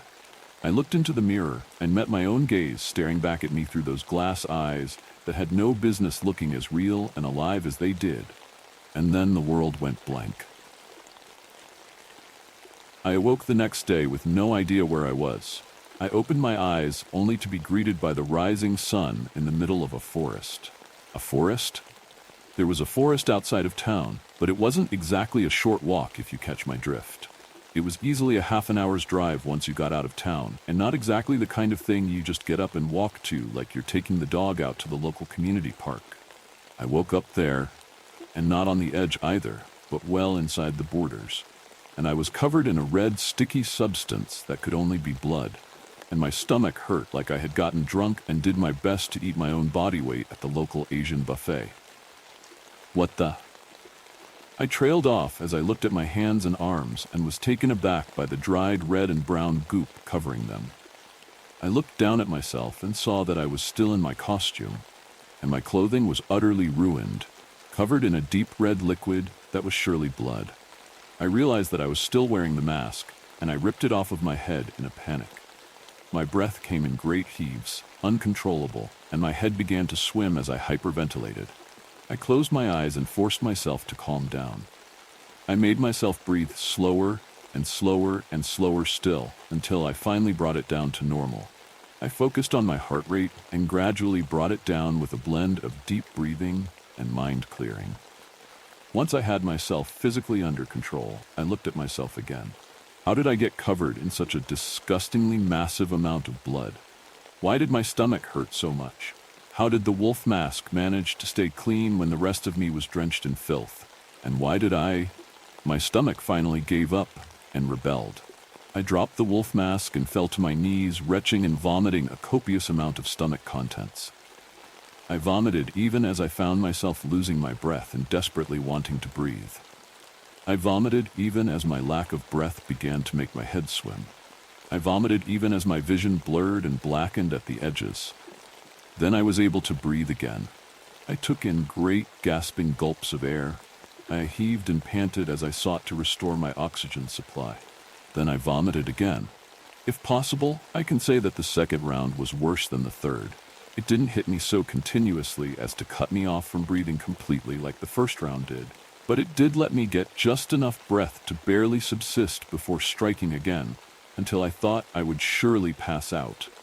And then it subsided just long enough to tease me again, before taking over and nearly choking me to death, over and over and over again, until I wished that I could just die and get it over with. When I was finally finished, my stomach felt better, but there was a glistening pile of partially digested stomach contents all over the ground in front of me. I wish I could say that I knew what I was looking at, but it was all so thoroughly masticated that I couldn't hope pick one bit from another. All I knew was that none of it looked cooked, and I didn't see anything that could pass for a vegetable anywhere in the nasty mix. My stomach felt better, though. I picked up my mask, chose a random direction, and began to walk. I must have chosen well, because after only 2 hours, I came across a road. I'm not ignorant. I've driven in and out of town plenty of times. I know my way around in town and around the outskirts of my hometown. That's why I knew that I needed to go left once I reached this road if I wanted to get home. How long would it take? Fucked, if I know. All that mattered was I was going the right direction, and the rest would fall into place one way or another. And fall into place it did. Less than an hour of walking later, a random pickup truck pulled over. The driver listened to my story and told me to hop in the bed of his truck and he'd take me into town. I did it gratefully, and he was as good as his word, better even. He dropped me off outside my apartment building, told me to stay off the drugs, and went on his merry way. I went inside, took the elevator to my floor, opened my door without needing to use my key, which was also weird since I never, ever left my apartment without locking it, and immediately rushed to the shower so I could get clean and feel human again. I was brushing my teeth for the third time when I heard my phone ringing. It was on the floor, pushed up against the wall under the sink. Why? I don't know, but I found it, pulled it out, and answered the call. "Where have you been?" Tiffany practically shrieked in my ear. "I've been calling and texting all night and I haven't heard a word from you. If you didn't pick up the phone this time, I was going to call the cops to make sure you weren't dead." On the one hand, it felt surreal being yelled at so mundanely after the freaky mystery I woke up to. On the other, what in the ever-living hell was going on? I let my girlfriend yell for a while until she was all shouted out. Then I responded. "I don't know where I was last night," I told her in a shaky voice. One minute I was home, the next I was waking up in the middle of nowhere, covered in blood. This set off another wave of panicked screeching that eventually settled down into sobbing and expressions of gratitude that I was all right. She told me she was coming right over and hung up before I could protest. I had a very bad feeling about her coming over. It literally took all day to get Tiffany settled down and comfortable with the fact that, in spite of everything, I was all right. I didn't tell her about how my body had violently purged my stomach of an inhuman amount of raw flesh shortly after waking up. I was already washed up, and my bloody costume was in the wash, getting as clean as I could hope for it to be. It was actually the laundry that got her settled down. She volunteered to take my costume out of the dryer, and was absolutely delighted to see that I had added to it by dyeing in a bunch of red and brown staining. "It actually looks like you ripped something apart and ate it," she said excitedly. "You're so good at making Halloween costumes." "Yeah," I said slowly before trailing off. "I modified it." She didn't give me a chance to finish my words or my thoughts before she jumped me. Perhaps if she hadn't been so excited and relieved that I was safe and healthy, things would have turned out differently. Perhaps if our intimate life wasn't so frequent and vigorous, everything would have turned out differently. As it was, I succumbed to her passion, and we fell asleep in each other's arms for an afternoon nap. I awoke before Tiffany did, and I went to the living room to examine the mask. I felt scared holding it. It felt wrong to put my hands upon that artifact, as though I was touching a power I could not hope to control or comprehend. I turned it over and over and over again, examining it to the finest detail. Why did this mask, out of everything I wore last night, not have a single drop of blood on it? Why was the last thing I could remember putting it on and taking a selfie? That thought triggered something in me, and I took out my phone. I didn't have it with me in the forest, and I couldn't remember checking the picture I took or sending it to Tiffany. I opened the photos and looked at the last picture I took. I don't know what I was expecting. Maybe a photo of myself mid-metamorphosis. I thought I'd catch myself becoming something other than, well, me. What I actually saw was me in my costume, with my phone in my hand. I looked at the picture again, not really believing that it could be so mundane, and I thought I could see something different in those lifelike glass eyes.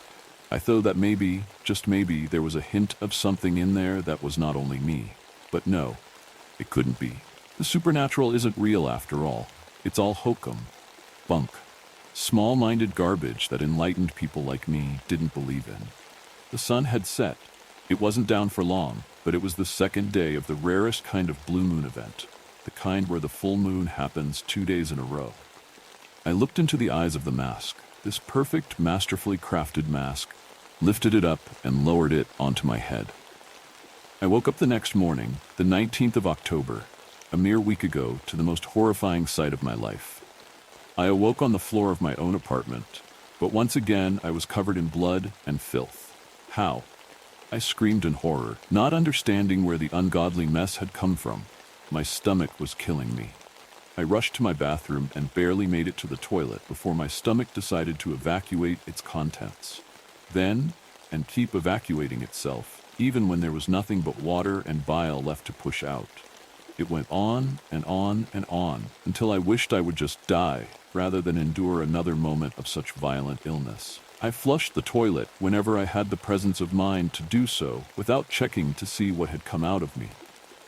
I had seen what came out the day before, and I didn't want to see it again.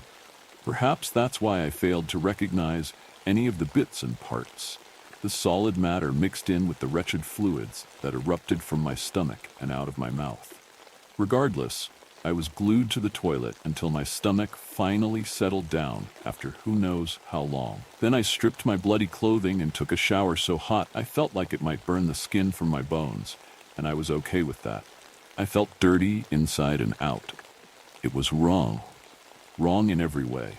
Down to my soul, if I had believed it at the time, I felt wrong, dirty, and thoroughly corrupted. I was in the shower for an hour, lost in feelings rather than thought, wondering what had happened and how I managed to wind up covered in blood again in my own apartment. It was only when I finally shut off the water and was halfway through drying off that it hit me. Tiffany, I screamed, and I ran to my bedroom. I burst into my bedroom and was greeted by the most horrific mess I could possibly imagine. The entire room was splattered with blood and viscera. Not a surface was spared, as at least some red drops or other scraps was on every surface, every knick-knack, everything in the room. My screams only got louder and more insistent as I scanned the room and found the head of Tiffany, my beautiful Tiffany, beloved girlfriend of 3 years, on a pillow, fully detached from her body, lifeless eyes staring off into the void. I hurled myself to it, reaching desperately, not willing to believe in what I was seeing. I picked it up and stared into her sightless eyes and burst into tears. "Tiffany," I sobbed. "How? Why?" I looked around and took the horrific scene in. I recognized the various parts of my beloved scattered around the room. Legs and arms tossed about, bones scattered all over, looking like they had been gnawed upon by a great beast, and not one of her internal organs to be seen. I remembered how upset my stomach was when I woke up and how distended it appeared before I threw up the contents in a prolonged and violent fit. How much of her had I simply flushed away, not knowing what I was doing because I refused to just open my eyes as I vomited up my sick? I dropped Tiffany's head back onto my bed and scrambled to the living room. I picked up the diary of Archibald Wembley and read it thoroughly. Much of it was a repeat of what I had already read before in the other provenance until I got to the end. Here is what is read. I should have listened to the rules. I should have learned from the mistakes of others. I didn't, and now I'm paying the price for my foolishness. The mask is gone, but I can feel its influence on me even as I write these words. I blacked out again last night, and when I awoke this morning, my family was dead, ripped apart from some foul beast. Every last one of them. My wife Abigail and the children George, Franklin, Aaron, and Caleb. All of them were torn apart. Only I was spared, and I was covered in such an amount of blood and gore that it could only have come from many animals of a family of people. I ignored the rules. I wore the mask at night. I wore it on the full moon. It amused me to do so, and I did it without once invoking the name of Christ for protection. I was a fool, and my family has paid the price for my pride and lack of faith. The mask is gone, but I can still feel it within me somehow, as though it has become a part of me. I do not know what the future will bring, but I fear it will be more bloodshed, and it will be me in some beastly form, rending apart my fellow man in bestial glee. I only hope that someone stops me before I go too far. God help me and spare the innocent. I put the diary down and sat back stunned, then it dawned on me. Where was the wolf mask? I tore my apartment searching for it, I really did, but I could not find it. Still, I can feel its presence, like it's lost, but also not. It's like it's here with me, even though I cannot see it. Today is only 5 days until Halloween. The sun has set, and I feel strong, stronger than I have any right to feel. My dead girlfriend remains rotting in my bedroom, and it smells horrible. The neighbors are sure to complain soon. I don't understand what's going on, but I do know this. I never should have bought that mask, and once I bought it, I never should have broken the rules. How was I supposed to know it was a real cursed object? There's no science that can explain curses, real, magical curses. Magic isn't real, right? Who am I kidding? I believe in magic. Now. But I came to believe too late. Too late to save my beloved Tiffany, and too late to save myself. I need to flee. I need to get away from here as soon as possible. I can feel the beast inside of me, and it wants to get out. I need to get as far away from people as possible, to disappear and never be seen again. But I'm hungry, and there's a great nightclub not far from here, and the night is young. Perhaps I'll stop in for a bite to eat before I begin my journey. If that left you on edge, this next story might just push you over it. The tall ones, I've always had a very odd relationship with my imagination. My imagination and daydreaming were so vivid as a child that it kept me occupied throughout most days, for better or worse. My dreams were no different. Some days I would have the most breathtakingly vivid dreams that were so beautiful. However, I found out from a pretty early age that this imagination came with a price. The horrific dreams and hallucinations started when I was around 5 or 6. I would have hallucinations of angels coming to me, standing in doorways, holding me in my dreams, and showing me things. Now, being raised in a religious household, you would think that I found this comforting, but they always terrified me. The angels that I would see had no faces, and when I met them in my dreams, their embrace was freezing to the touch. There was no comfort I found in them, and to be honest, this is probably one of the reasons I fell out of religion so early on in my childhood. I can't exactly remember all of the things that they showed me in my dreams. I know they weren't all scary or bad, but it was always unsettling at the least. But my hallucinations, while the good ones were still there sometimes, became more and more horrifying as I got older. Sometimes when I'd wake up from a terrible dream, me being an elementary-aged kid would, of course, call for my parents, and one of my parents would come. Usually they would come right to my bedside and comfort me, pat my head, give me a kiss on the forehead, and be on their way back to sleep. But I remember on some occasions I would get even more scared when my parents, or what I thought was my parents, came to comfort me. Because sometimes all they would do is peek their head around the corner and stare at me for minutes. With it being just about pitch black in my room, with only maybe the moonlight shining in from the window as light, I could only make out the shape of someone's head. There were never any facial features visible, just kind of a white blob. I would call out Mom or Dad multiple times, but I would never get a reply. When this happened, I remember always thinking, why is Mom Dad taller than usual? But me being so young never registered that it could be something else other than my loving parents coming to check on me when I called for help. When I would finally say, "You're scaring me," after the uncomfortably long time of them just staring at me, the head would disappear back into the hallway. I know now, of course, that in these situations, those were most definitely not my parents. I would only become more and more aware of these tall ones as time went on. I started seeing them in the events I just described at around age 8, and it got worse at around age 9. I remember being around grade 4 going into one of the school washroom stalls. After I was done, I headed to the sink to wash my hands. The sinks were directly ahead of the stalls, so when looking into the mirror, I had complete vision of the stalls. I was looking down at my hands while lathering soap on them, and when I glanced back up at the mirror, I could see someone's head peeking from over the bathroom stall that I had just come out of. The head had a normal-looking men's haircut. The thing that I noticed first is that there should have just been enough of the head visible to see its eyes, or at least its eyebrows. But there was nothing. I completely froze. Even after 14 or 15 years, the memory and feeling is seared into my brain. It was completely still. I had really hoped that it was my imagination playing tricks on me. I didn't hear a sound coming from the thing. No breathing, no shuffling, no anything. After the initial reaction of freezing up, I turned around, hoping that it wouldn't be there. But it was. I once again couldn't bring myself to move. Even though it had no eyes, I could still feel its gaze upon me. I don't know how long I stood there, but after a while, its head very slowly started to shrink down out of sight. After I couldn't see its head anymore, I quickly looked down towards the bottom opening of the stall, and I saw its feet. This particular tall one had standard brown business-type shoes. Directly after noticing this, I finally heard something.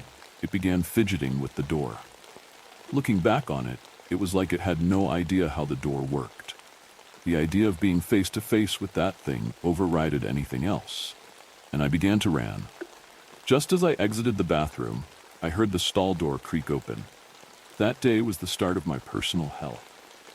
The tall ones would only begin to appear more often. A week after this first encounter, I was in my classroom during our history class. I remember hearing the distant and slow clacking of shoes, the sound you usually hear when a teacher is walking down the hallway.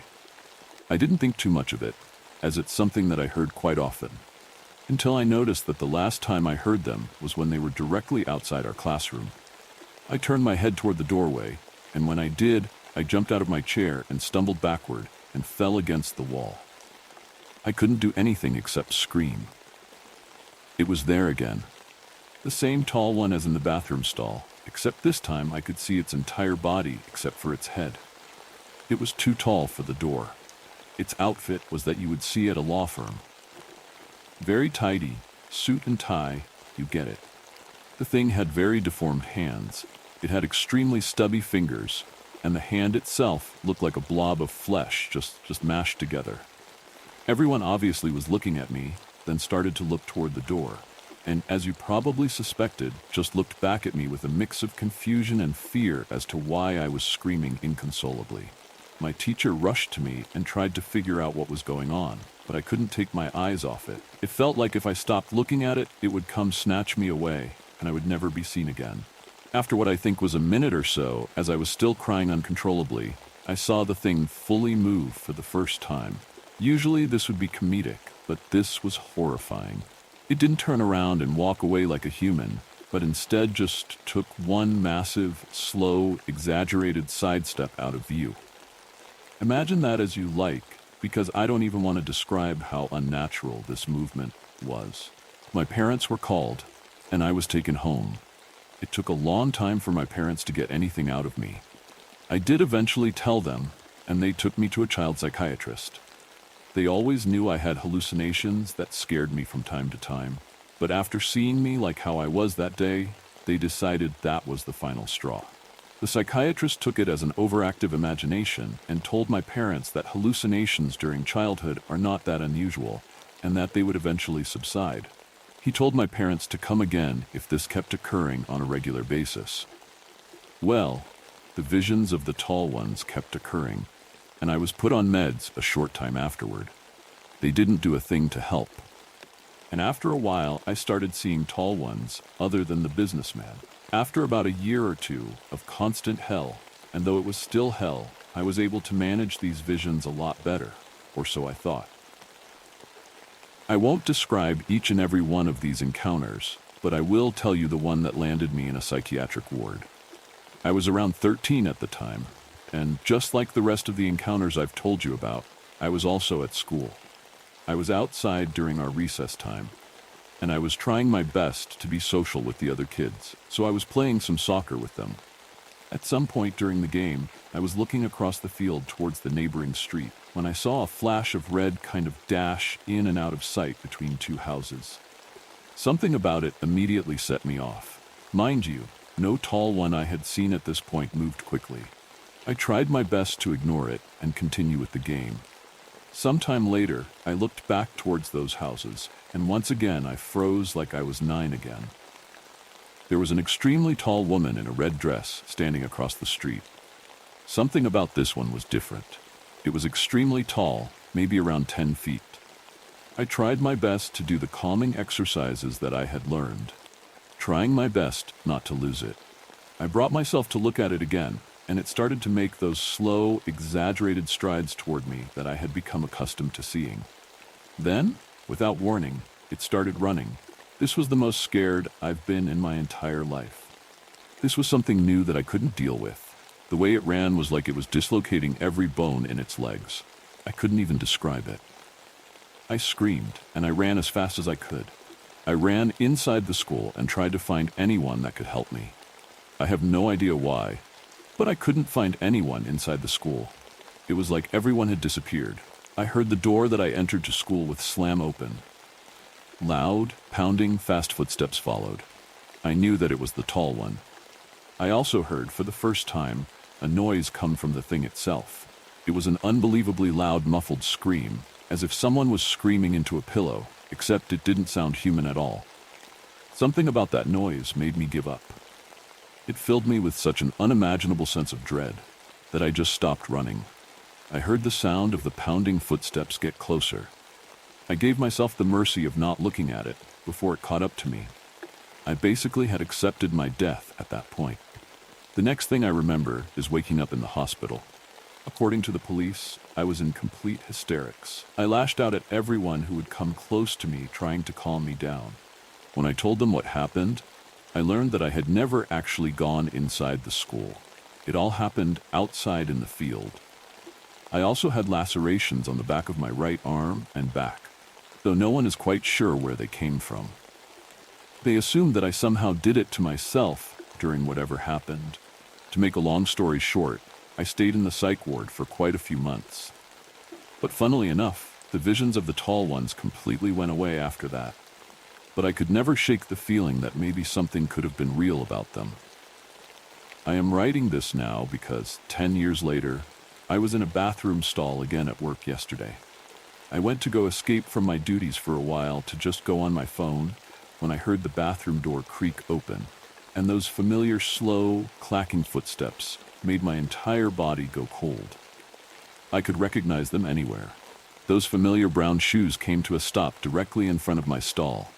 If that left you on edge, this next story might just push you over it.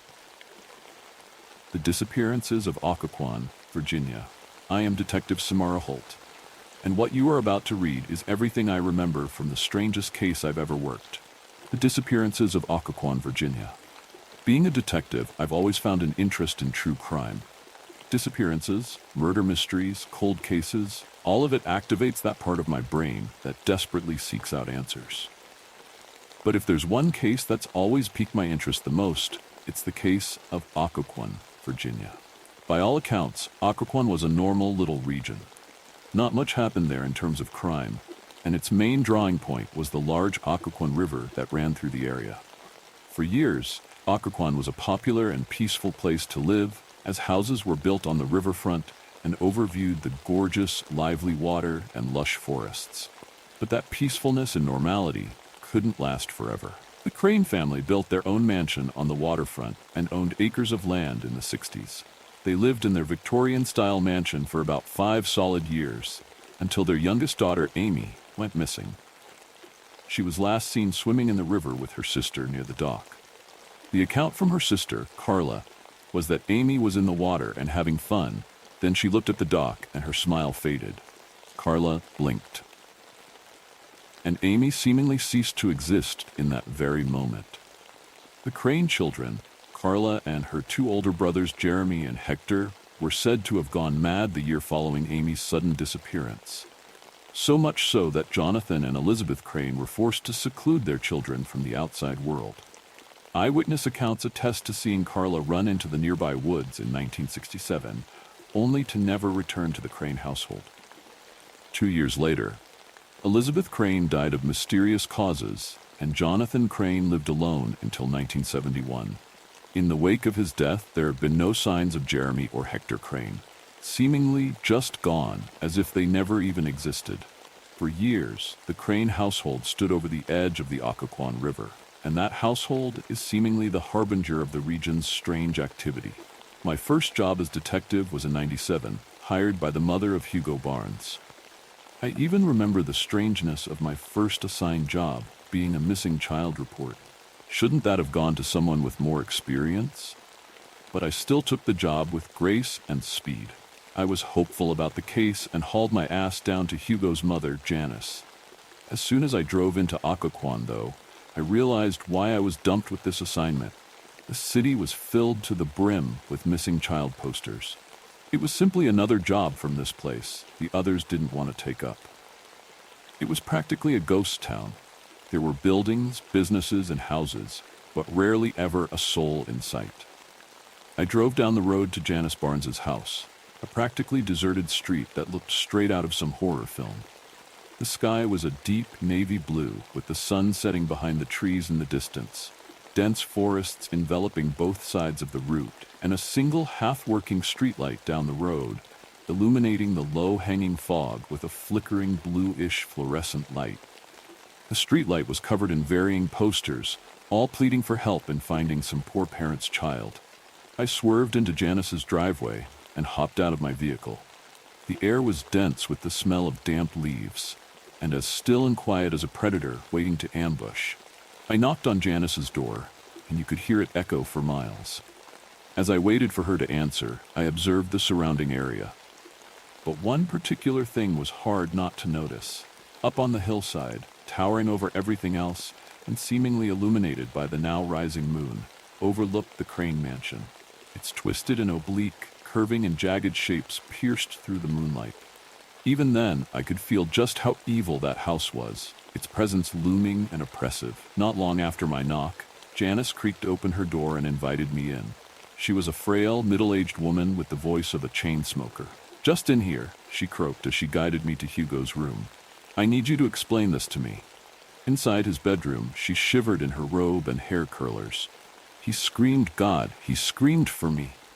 But when I ran in here, she then shoved Hugo's bed away from the wall, and beneath it were claw marks dug into the hardwood floor, starting from the foot of the bed and ending at the corner of the wall.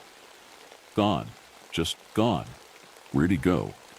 she cried out as a tear rolled down her powdered cheek. The case of Hugo Barnes was the first sign for me to investigate further in Occoquan. How can a child just disappear into nothingness from the safety of his own home like that? Luckily, my superiors felt the same and left me with all the missing child reports of Occoquan, Virginia. Case after case, I'd speak to mothers and or fathers who recounted their children seemingly vanishing into thin air without a trace. Marnie Hughes was the next major case I took. Her family moved to Occoquan in '98, just down the street from the Crane mansion. Marnie was just a normal 15-year-old girl. She loved her family. She had plenty of friends at her relatively small school and did well in her classes. But out of nowhere, she developed some form of epilepsy halfway through her first semester. She began to suffer from what her doctors described as unpredictable full-body seizures that they blamed for the sudden onset of unusual schizophrenia. Marnie would suddenly fall into bouts of spasms and afterwards claimed that the thing in the walls was trying to ferry her away. She was seen by doctors who prescribed her antipsychotics for her hallucinations. Marnie suffered for weeks, and her parents mentally degraded along with her. CPS and the police were called to a horrifying scene on November 2nd, 1998. When entering the house, they found Marnie's parents trying to cook her alive in the oven, claiming that the devil wanted their daughter, so they tried to send her to God before the devil could take her. Needless to say, they were arrested on account of attempted first-degree murder, and Marnie was admitted into an institution for mentally troubled children. This institution is where I come into play, as only a week after her admittance, she escaped into the Occoquan woods. We spent weeks searching for her out in those woods, but we never found her. She was another child who vanished into thin air. The events of that case will haunt me for as long as they rot inside my mind. The first thing I feel I need to speak on was the tape. A recording of Marnie's first and only therapy session at the institution. I'll do my best to transcribe what was said. To Burks. "So, where do we feel comfortable beginning?" "Here, when I moved here." "What about here? Was the move stressful?" "I can only imagine that it was." "Yeah, that wasn't the problem." "So what is, Marnie? Was it kids at school or your par?" It is the problem." It. God. You can't see it either. I'm fucking going crazy here. It's been here the whole time. Marnie, you've got to work with me here, or else we'll never get anywhere. Are you seeing things again? Like hallucinations? You can call it a hallucination. You can call it whatever you want, like my other doctors. But that's not going to stop the fact that it's in here with us. You need to be taking your meds, Marnie. They are supposed to help with your symptoms. You are not listening to me. At this point in the tape, Marnie is audibly frustrated. She's sobbing into her hands as if totally defeated. Her psychiatrist clicks her pen and lets out a sigh. Okay, let's discuss this then. If you're taking your medication and this isn't a hallucination, reason with me. Talking through it will help us both understand what you're dealing with. I truly do want to help you, Marnie. I'm sincerely sorry for not believing you. Tell me everything. I saw it a few days after we moved in the woods, by the river. It's okay to cry, Marnie. No need to stop yourself. I didn't pay it much mind. I thought it was one of the neighbors from the mansion, but I learned no one lived there, and I still kept seeing it for weeks. It watched me from the woods, and then it called my name. The Crane Mansion, right? It knew my name. I couldn't sleep. It was always watching. Always. I could feel it peer in through my window. It never just observed, it wanted, it desired. Don't take me wrong, but I feel as though what you're experiencing is a manifestation of your fear. And don't get me wrong, I'm not saying that what you're experiencing isn't real or isn't tangible, but I'm saying that if we can address and figure out this fear, whatever you're seeing may leave you alone. Dr. Celine Burke's maiden name Tillman. How do you know that? You went to George Mason University and you lived in Virginia your whole life. You moved to Occoquan 6 years ago and you had a miscarriage when you were 19. Marnie, stop. Your father died of cancer when you were 7, and your mother raised you alone since. She's currently in the hospital due to complications from smoking, and you fear that you're to blame for not getting her into rehab. Burks jumps from her chair at this point, knocking it over, I presume. Marnie, stop this. How? How do you know this? It's in the room, with us. Dr. Burks presumably picks her chair up and sits back down. She laughs out loud to herself, most likely in disbelief at the situation. What is it, Marnie? Its name is Sweet Tooth. It loves to eat sweet things. Where is it? Where in the room is it? Marnie, where is it? It's standing right next to you. At this point in the tape, everything goes quiet for a solid 5 seconds. Burks then all of a sudden gasps but doesn't move from her chair. The fear in her voice as she closed out the tape sent chills down my spine when I heard it. Dr. Burks, I can feel it breathing down my neck. The tape abruptly cuts after Burks' confession. Not long after this tape, Marnie was last seen running into the woods. Dr. Burks also became catatonic and was institutionalized, believing that her imaginary friend named Sweet Tooth wanted her to die so they could be friends forever. I joined in on the search parties that scoured the woods for Marnie Hughes, hoping to find her, and the only lead I had to the disappearances of Occoquan's children. Sweet Tooth. I had a group of other detectives working with me on this case, and the police force finally decided to look into this seriously for the first time in years, since it's the only time any suspect was even so much as mentioned. The first few days of the search were mostly uneventful. The most notable thing was the search dogs continuously leading us up barren and empty trees and to the river. More members of the police force joined in on the searches, as some other children disappeared into the woods during our case, and quite a number of civilians helped us out as well. A part of this case that really stuck out to me was when I mapped where each missing child was last seen. Not only did all of them go missing in the woods, including Hugo Barnes, whose house was sequestered in the forest, they formed a perfect triangle around the Crane Mansion. But there was one notable early search. A few colleagues and I headed out in the woods by the Crane Mansion. It was pitch black, dense fog permeated every corner of the forest, and aside from us, there wasn't a sound filling the air. No crickets, no frogs, not a single coo from an owl. Silence. Intermingled with the occasional search dog and the brushing of dead leaves on the forest floor. Our flashlights barely helped, as they seemingly never actually breached the fog for more than 5 inches in front of us. About an hour into the woods, I was startled by an officer yelling, "Hey, I think I finally got something." The rush over to him was filled with a fear that can only be described as bricks crushing my lungs. Was it Marnie? Was it her corpse? Those questions filtered through my mind, leaving me with nothing but dread where my stomach should have been. All of that only to find a bundle of sticks, leaves, and rocks. They were snapped and tied together in a strange formation that resembled some kind of rune. I'll insert a quick drawing of what I remember it looking like, as the original pictures we took are tucked away in evidence. Rune right by it, though, there were 3 piles of rocks that seemed to form some triangular formation around the makeshift figure. We took pictures for evidence, but we didn't really find anything else that night. It seems so strange to me now how casual we were about finding the sticks and rocks, because from there on out they became a staple of every search.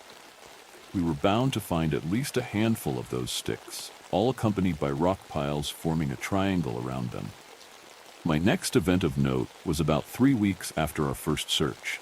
We trampled through the damp woods, this time during the evening. It was strange being out in those woods and actually being able to hear and see the wildlife. Crows called, moths parked on the bark of trees, and the occasional swan could be heard out on the nearby river. I remember having found a trail and following it with a few colleagues and a search dog. The trail was increasingly hard to follow and seemed to twist and turn through the forest at random. Eventually, we stumbled upon a strange sight: dolls strewn throughout the trees. They were all clearly decaying, having been exposed to the forces of nature for who knows how long. We followed the rotting dolls until they led us into a nook in the path which took us up to a hidden area that was built within the Crane estate. What we found was unbelievably strange. Past the rusted gate of this area was a small gravesite. It didn't belong to the city, and it was never documented as having been owned or made by the Cranes. Stranger still, the headstones listed people yet to die. It was right around this discovery when a colleague noted something. Eerie. Silence. No more birds, no more insects. Even the sounds of our feet on leaves seemed muffled. We took pictures and quickly left. We traveled back up the trail to meet with the other officers and detectives, but our search dog stopped in her tracks about halfway through.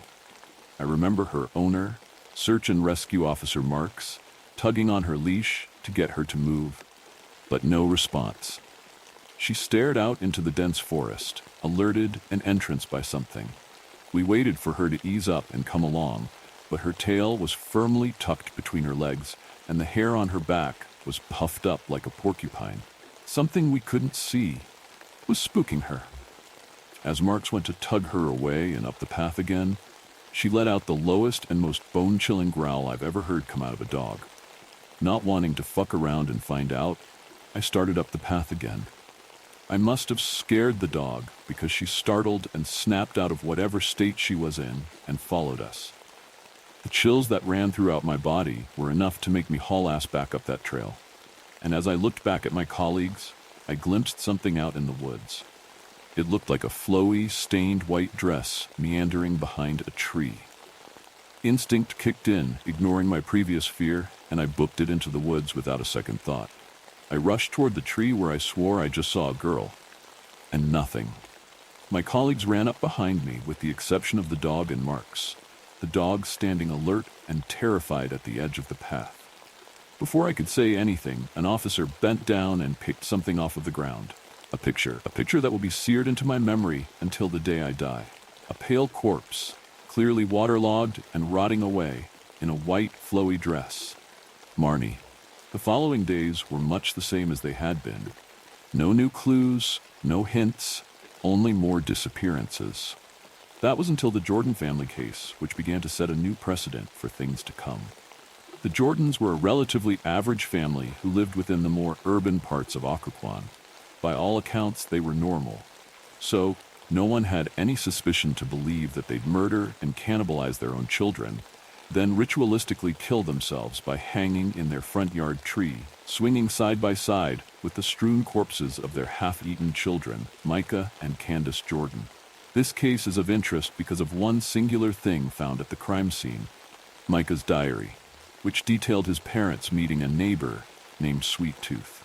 This then became a trend, seemingly random couples in Occoquan dying in murder-suicides, and if they were unlucky enough to have children, cannibalization. It was a Friday when I had my own run-in with this Sweet Tooth. My house had been silent that evening as I went over details of the crime scenes. Each one followed the same pattern. The couple would meet a new neighbor named Sweet Tooth. He'd integrate himself into the family and become acquainted with them. In all the diaries, phone texts, saved calls, notes, etc., the couples seemed to be convinced of the unimportance of physical life.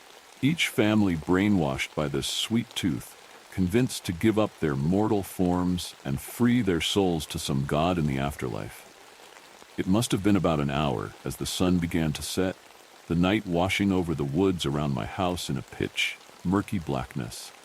I finished combing over the diaries and notes and drawings and photos which really began to stick with me.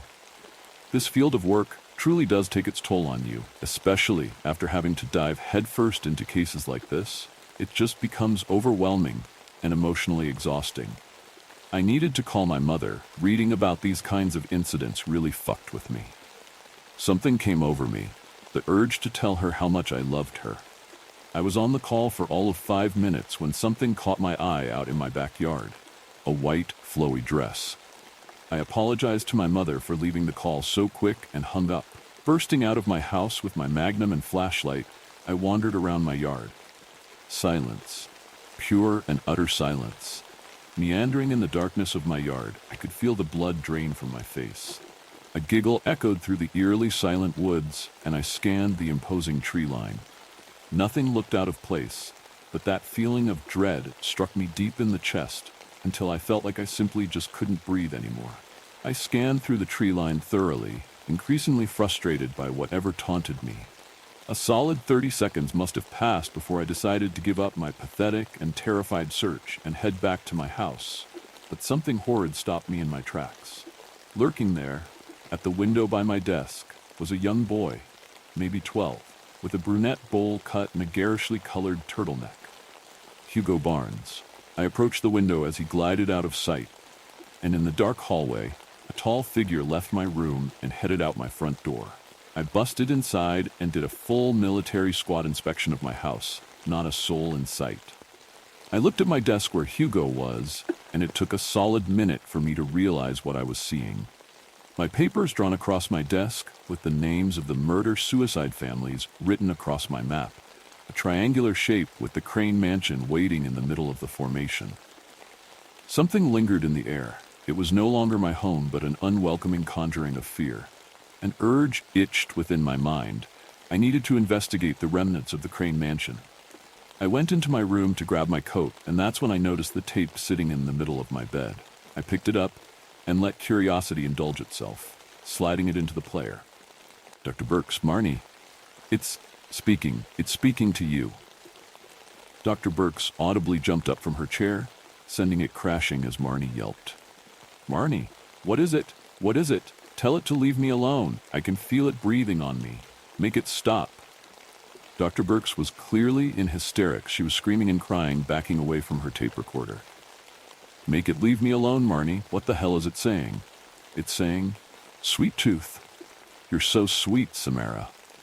The mention of my name felt like a fist pummeling my gut. I got in my car, and I don't think I've speeded so fast in my life. Red lights didn't matter to me. I needed to get down to the station and find this heathen. Me and quite a few officers made haste toward the Crane Mansion. The drive down the twisted roads felt like an unforgiving eternity, marked by posters taunting me. Pulling on to the decrepit street, here it stood, its jagged and vicious architecture peering down on all of Occoquan. The windows hauntingly appeared like malicious eyes enveloped in the blackness of the night. The mansion wasn't locked, and its massive doors creaked open like the moaning souls of the damned. Walking in, the air felt so thick you could cut it, and the floorboards creaked as if in pain with every step. The house reeked with the stench of copper, rotting fish, and the odor of trash left out to sit in the hot sun for days. No one seemed to have moved in after the Cranes. All of their items and furniture sat in the house, rotting away like the forgotten relics they were. Me and 2 of the 4 officers headed down into the basement after clearing the first floor. The other 2 officers made their way upstairs. But it wasn't long until me and my colleagues came across the waterlogged, decomposing corpse of Marnie Hughes in the basement. We tried contacting the 2 who went upstairs, but our walkies hissed with a vicious static. One of my two officers went up to find them, as me and the other officer searched the remaining basement. We found a cellar that was boarded up by the cranes after they built the house. Despite the evident corpse, the cellar was where the stench seemed to really be emanating from. It was almost like burnt hair permeating every inch of my nostrils. My futile attempts to open the cellar ceased quickly as I found myself the only one working on it. My eyes fixed on the other officer, a short man called Perez. Even within the overpowering darkness, I could see that his eyes were wide and his gun drawn, both in the direction of the corner of the basement. I caught on and glanced over. Standing in and facing the corner, enveloped by but significantly darker than the darkness itself, stood an almost indescribable figure. It must have been at least 7.5 feet in height, as its head was cocked to the side, too tall for the basement. The sound of dripping water now flooded my ears as my eyes adjusted to the amorphous thing standing before us. It shivered in the corner as a noise emanated from it. Breathing, I guess, is how I would describe the rustic sound it made. Yet as soon as I lifted my flashlight, nothing. What was once there now ceased to exist. Just then, a commotion was heard upstairs. Perez and I ran past where the corpse of Marnie Hughes should have been lying, but wasn't anymore, and trudged up the basement steps in a panic. The other 3 officers practically came tumbling down the second story. What we heard of their testaments, I still don't want to believe. The older female officer, Matthews, opened a closet door in one of the children's rooms, and following a stench coming from the crawl space in the lower corner of the closet, she opened it. The Crane mansion has since been gutted from the inside out, after Matthews uncovered the darkest secret of Occoquan. Inside the walls, floors, roofs, ceilings, and yards of that evil house, the bones and rotting remains of hundreds of missing children laid. The Crane household was demolished not long after, and the remains of those poor souls were put to rest at once. The only thing remaining of the mansion is the cellar.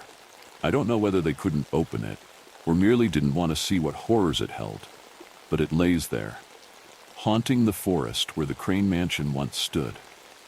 That brings me to today. I moved away from Occoquan in the year 2000. The knowledge that something incredibly dangerous was out there, and I was directly putting myself in its way, was overbearing. But the area's mysteries have always been in the back of mind. What was inside the cellar that the Cranes felt the need to board up so tightly? What was Sweet Tooth? And what did it want with the children and families of Occoquan? But I still fear that whatever Sweet Tooth was, it's still out there. The corpse of Marnie Hughes still remains unfound. There's been an influx of missing children's cases not only where I'm currently situated, but throughout all of the mid-Atlantic USA. Be careful. Just when you think it's safe, the next story will make you question everything. The patron saint of murder. I received a friend request from an odd lady who called herself the patron saint of murder, a cute, petite brunette with shadowy green eyes and pearl white skin.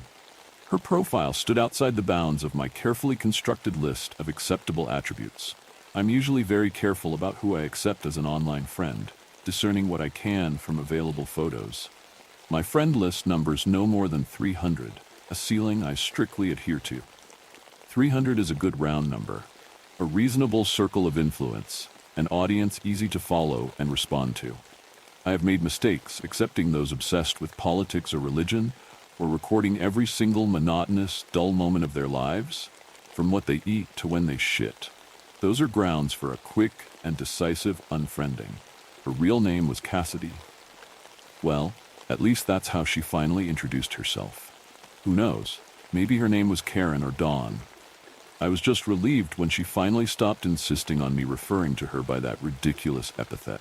Her posts were disgusting and off-putting. It was a constant recital of murderous statistics and tidbits of information regarding some of the worst serial killers in history. More than once had I pondered pushing the delete button, but I admit I was attracted to her. In private, she was more subdued, actually a bit charming. She messaged me at first, and in time we were talking regularly on the phone. Unlike her public posts, we never talked of murderers, killers, or historically insane dictators. We talked mostly about me. She was intensely interested in everything I had to say, delving deeper into each sentence I professed about my life or my desires.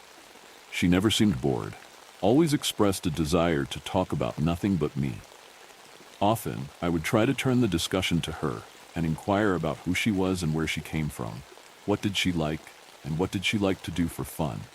She never acquiesced and always turned the conversation back to me. She had sufficiently buttered me up. And then one day she made a proposal. "Why don't you come out to Texas? I'd love to hang out with you."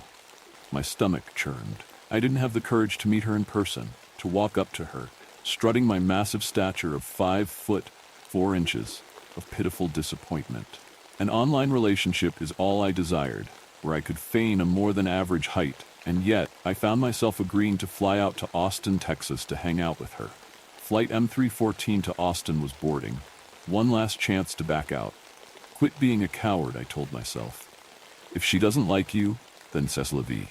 Is that the saying? It's fucking life. Just live it. Determined, I boarded the plane and took my seat, convinced that I would enjoy myself, if only to travel and see a state I had never seen.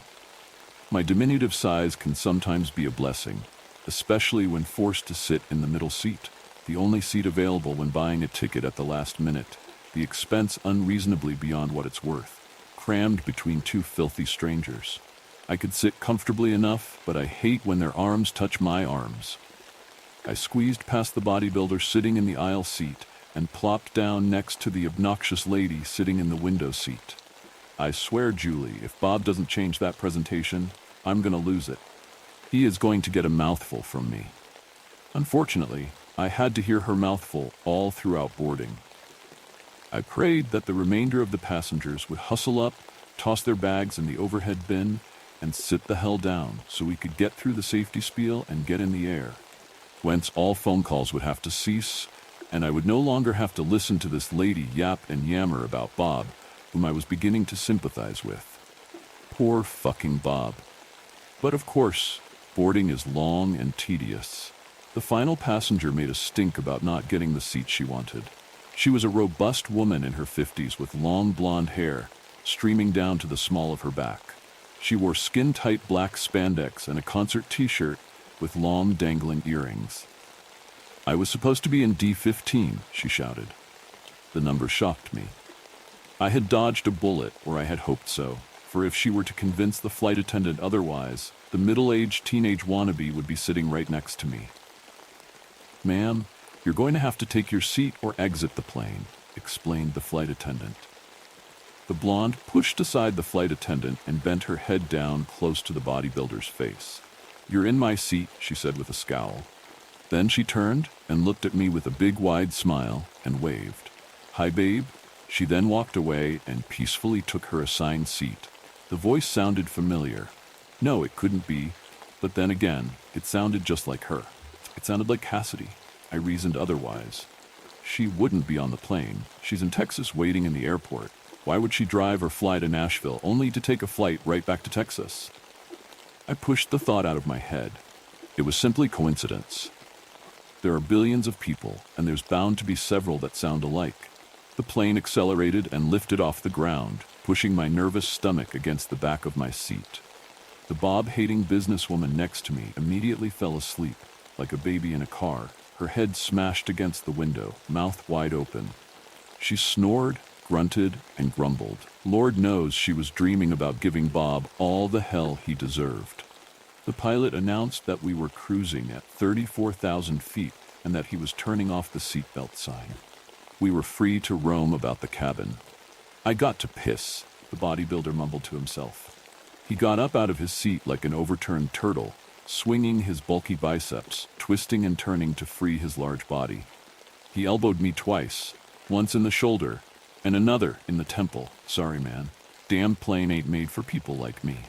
Finally free, the bodybuilder dashed up the aisle, unintentionally hitting everyone he passed, trying his best not to piss his pants. The blonde poked her head up and looked back. A smile flashed across her face. She looked with delight at the empty seat next to me. She sashayed down the aisle, singing loud a song only she could hear. She squeezed into the empty seat next to me. "I love this song." She pulled out her earbud and clumsily shoved it in my ear. Thrashing metal rang through my head, chaotic distortion pounded through my ear canal. She yanked the earbud out of my ear. That's the shit right there. I'm psyched, Dave. Oh man, we're going to have fun. I turned and looked at her in shock. It's me, Cassidy. She leaned over and whispered, the patron saint of murder. She bellowed out a sonorous laugh, more like a lumberjack than a dainty little woman. But, I tried to interject, I thought you were going to catfish me, but you look exactly like your profile. A little shorter than I imagined, but cute. You're a cutie, Dave. I'm so glad you didn't fucking lie. I looked at her in disbelief. The hypocrisy of her statement astounded me. Ah, I see. But did I catfish you? Well, Dave, yes and no. You see, I can't take pictures of myself. A condition I have. No matter how hard I try, there's not a camera in the world that can capture my image, so I just grab a picture of someone I would like to be. It's not a falsehood, but more of a handicap. Ma'am, you're in my seat, interrupted the bodybuilder. You can have my seat. I'm talking to my man. We couldn't get seats together, you understand. She turned, ignoring the bodybuilder as he put his hands in the air in disbelief. Well, ma'am, I would have gladly switched seats if you would have asked, but now I'm not feeling so nice. Get out of my seat or I'll pull you out. He grabbed her by the arm and pulled her up out of the seat. Cassidy grabbed his lower jaw and the back of his head and violently twisted. There was a loud, sharp crack. The bodybuilder's head went limp, his chin lying flat against his back, the back of his head situated above his chest. The body slumped and fell on top of Cassidy. She slung it off and on top of the passengers sitting in the adjacent row. Screeching, hollering, and screaming ensued. A domino of fear fell across the interior of the plane. Terrorists, a man yelled. Get her, she killed a man. Who? Who killed who? There was confusion and pandemonium, a pointing of fingers, and an unsuccessful attempt to identify the assailant. Cassidy happily revealed herself. The flight attendant approached the melee, trying to calm the situation and figure out what was happening. She had no idea that there was a dead bodybuilder laying heavily across 3 poor, weak passengers. What's happening? Please remain calm and get back to your seats. Cassidy seized her by the hair and pulled her head down. She then bit into her neck, shaking her head from side to side. She ripped out a chunk of meat and flesh, spit it out, and went in for another bite. Bite after bite, she tore into the flight attendant's neck, nearly severing her head from her shoulders. The nearby seats were awash with blood. All the while, the nearest passengers were pleading for someone to do something. But fear had paralyzed us all, for Cassidy's appearance had changed. Her eyes were a sickly yellow, and her blonde hair had fallen off, revealing a bald pale blue skull and pointed ears. Her teeth were sharp, and her fingernails long and jagged. Cassidy looked up and felt the top of head. Her chin and chest were covered in blood, meat, and flesh, like a lion deep in an antelope's belly. There was also embarrassment on her face as she searched for her wig. It was obvious that her true hue of skin was blue, the painted face and false color betrayed by the top of her head. Dang, this thing never stays put. She picked up the wig and tossed it aside in disgust. Seeing that I was terrified, she tried her best to assuage my fear. Ah, honey, don't worry, I'm not going to hurt you. She stepped over the flight attendant and grabbed me by the arm. She led me to the bathroom and shoved me inside. Now, you just stay in here. Mama's gonna have a little fun and then you and me can have some quality time together. She slammed the door shut and made one last request. Don't come out. I'll come get you. When I get going, I can't control myself. I love you. Do you love me? I didn't answer, my throat dry and constricted, my mind muddled with fear and exasperation. Don't worry, in time you will love me. Bitch, get on the ground, a man commanded. I heard shuffling of feet and a band of men barking out various demands. A posse had been assembled. The good guys had finally recognized the evil to be confronted and defeated. There was movement as the men came in closer. Cassidy shrieked and growled. Hell was unleashed. For the next hour, I heard suffering and dying, interrupted periodically by gleeful laughter. There was screaming, crying, pleading, scuffling, but never from Cassidy. Cassidy's strength never waned. I hoped and prayed to hear someone announce that the monster was dead. All was safe. Buckle up and get ready to land. It grew quieter as more and more souls were obliterated and dispatched into darkness. Finally, total and complete silence. The door slammed open. Cassidy's eyes glowing yellow, fiercely contrasted against the dark blood caked all over her face. In fact, her whole body was covered in blood. There was a wide, wicked smile across her face, a mouthful of sharp, uniform teeth. She was breathing hard, her chest heaving in and out. She looked as if she wanted to eat me alive. "We're calling the police. They'll be waiting for you. Hope they shoot the shit out of you." The lone survivors, the pilots, were locked safe and sound in their cockpit, or so they thought. "That's not nice," Cassidy responded. She pulled me out of the bathroom, dragged me to first class, and shoved me into a seat. She walked up to the cockpit door and kicked it in with ease. The pilots tried to fight, but to no avail. The plane tilted. The pilots fell to the floor. She dragged them out of the cockpit. Their throats were slashed, their eyes gouged, their wounds gushing and widening, their lives quickly fading away. Without thinking, I turned and ran away from Cassidy, fear overriding my reason, as if I had any way to escape. The sight of the interior of the plane and the aftermath of Cassidy's massacre was dreadful. There were bodies torn in half, heads severed and tossed about, entrails scattered throughout. There was not one body intact, not even the first kill, the bodybuilder.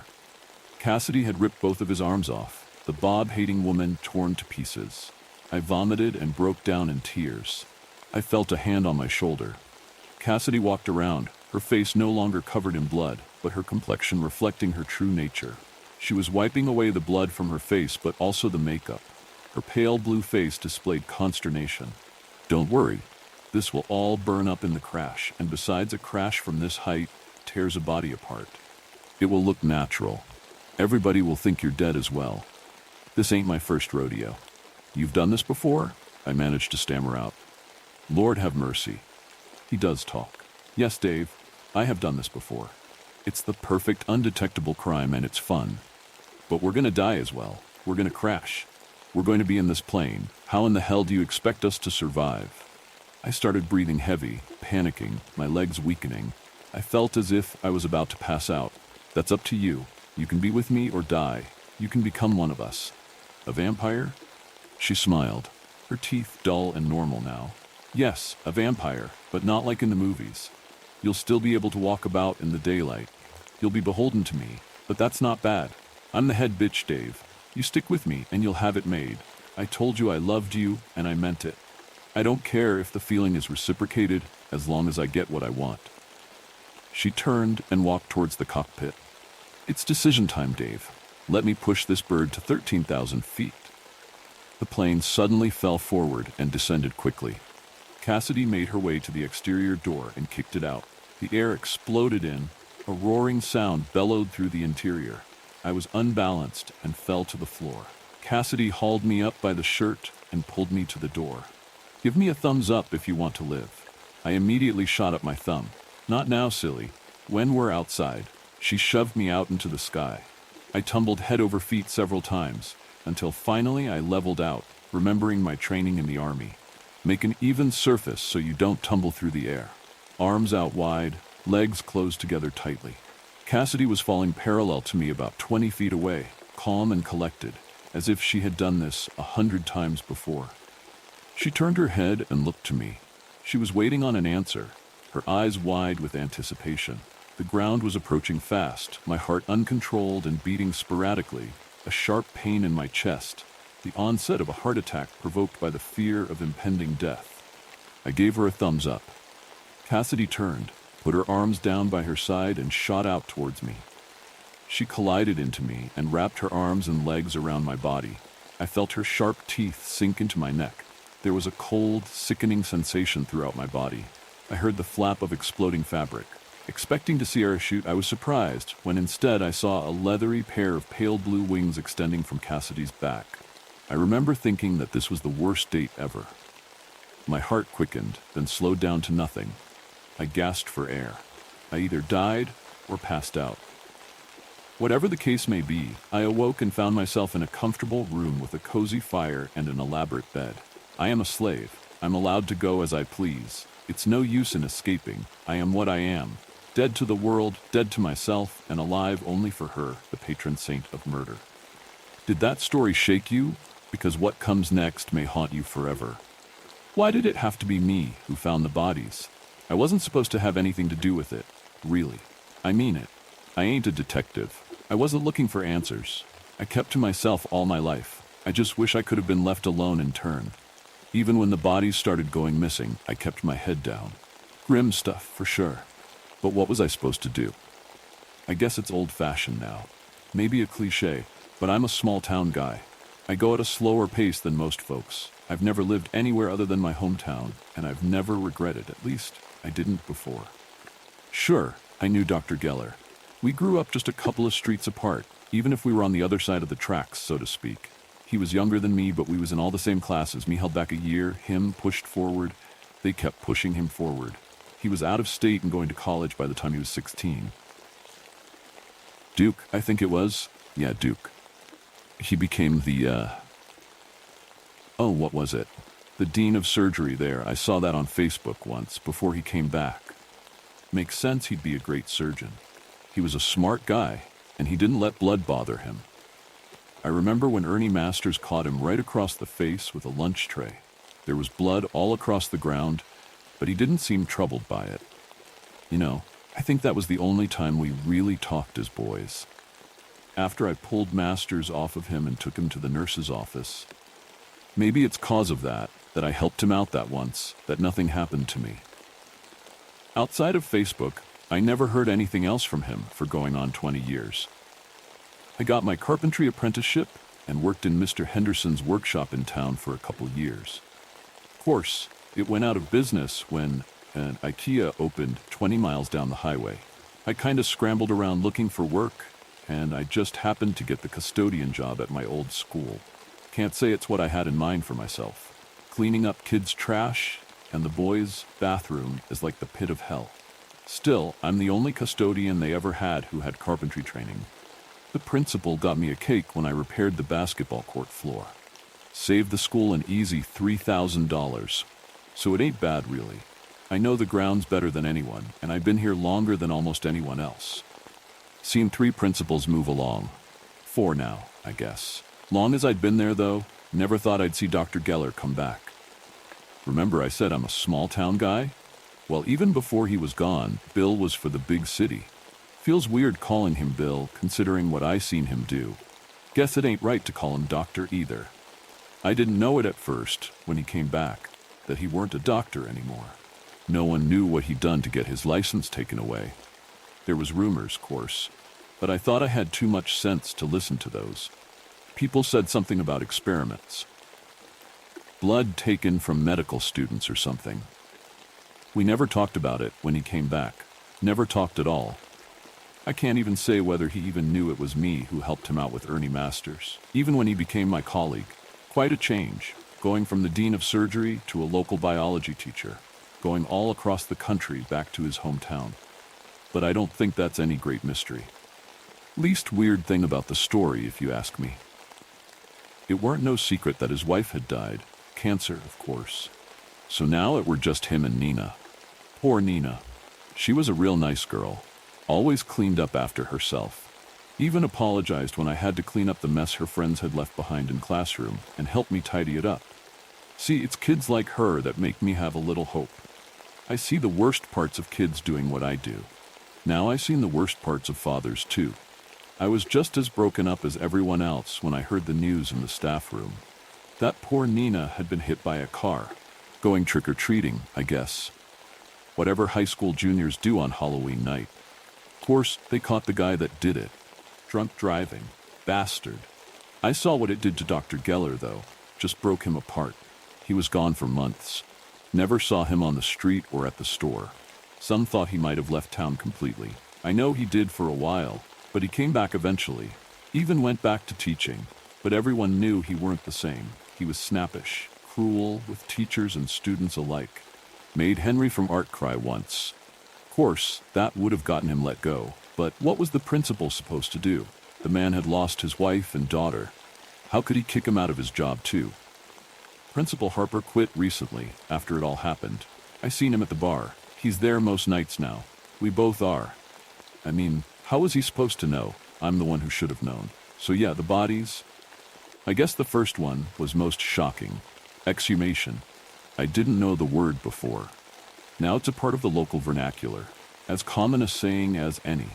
Wilbur Hutchings, an old man, dead a couple of months, was dug up from the local cemetery, and his body was missing. Cops were everywhere, of course. It got a lot of attention across the state. We'd get a lot more of both in time. National press, journalists swarming the graveyards, keeping a closer watch on the town than the cops and the sheriff's department combined. The podcasters were the worst, though. The true crime leeches and the paranormal investigators. I have a little sympathy for them, at least. It's all bunk what they say, all that yapping about vampires, but at least they're barking up the right tree. Henry Ortega was next. Not a local boy. A young man dug up from the nearest military graveyard. Veteran, dead from an oxy OD and not 2 weeks in the ground. And from there it only got worse. Cops hadn't even taken the police tape down from the cemetery when the next grave robbing happened. It was Nina. Of course, the town and the school were abuzz. Horrified, afraid, and Dr. Geller was in the midst of it all.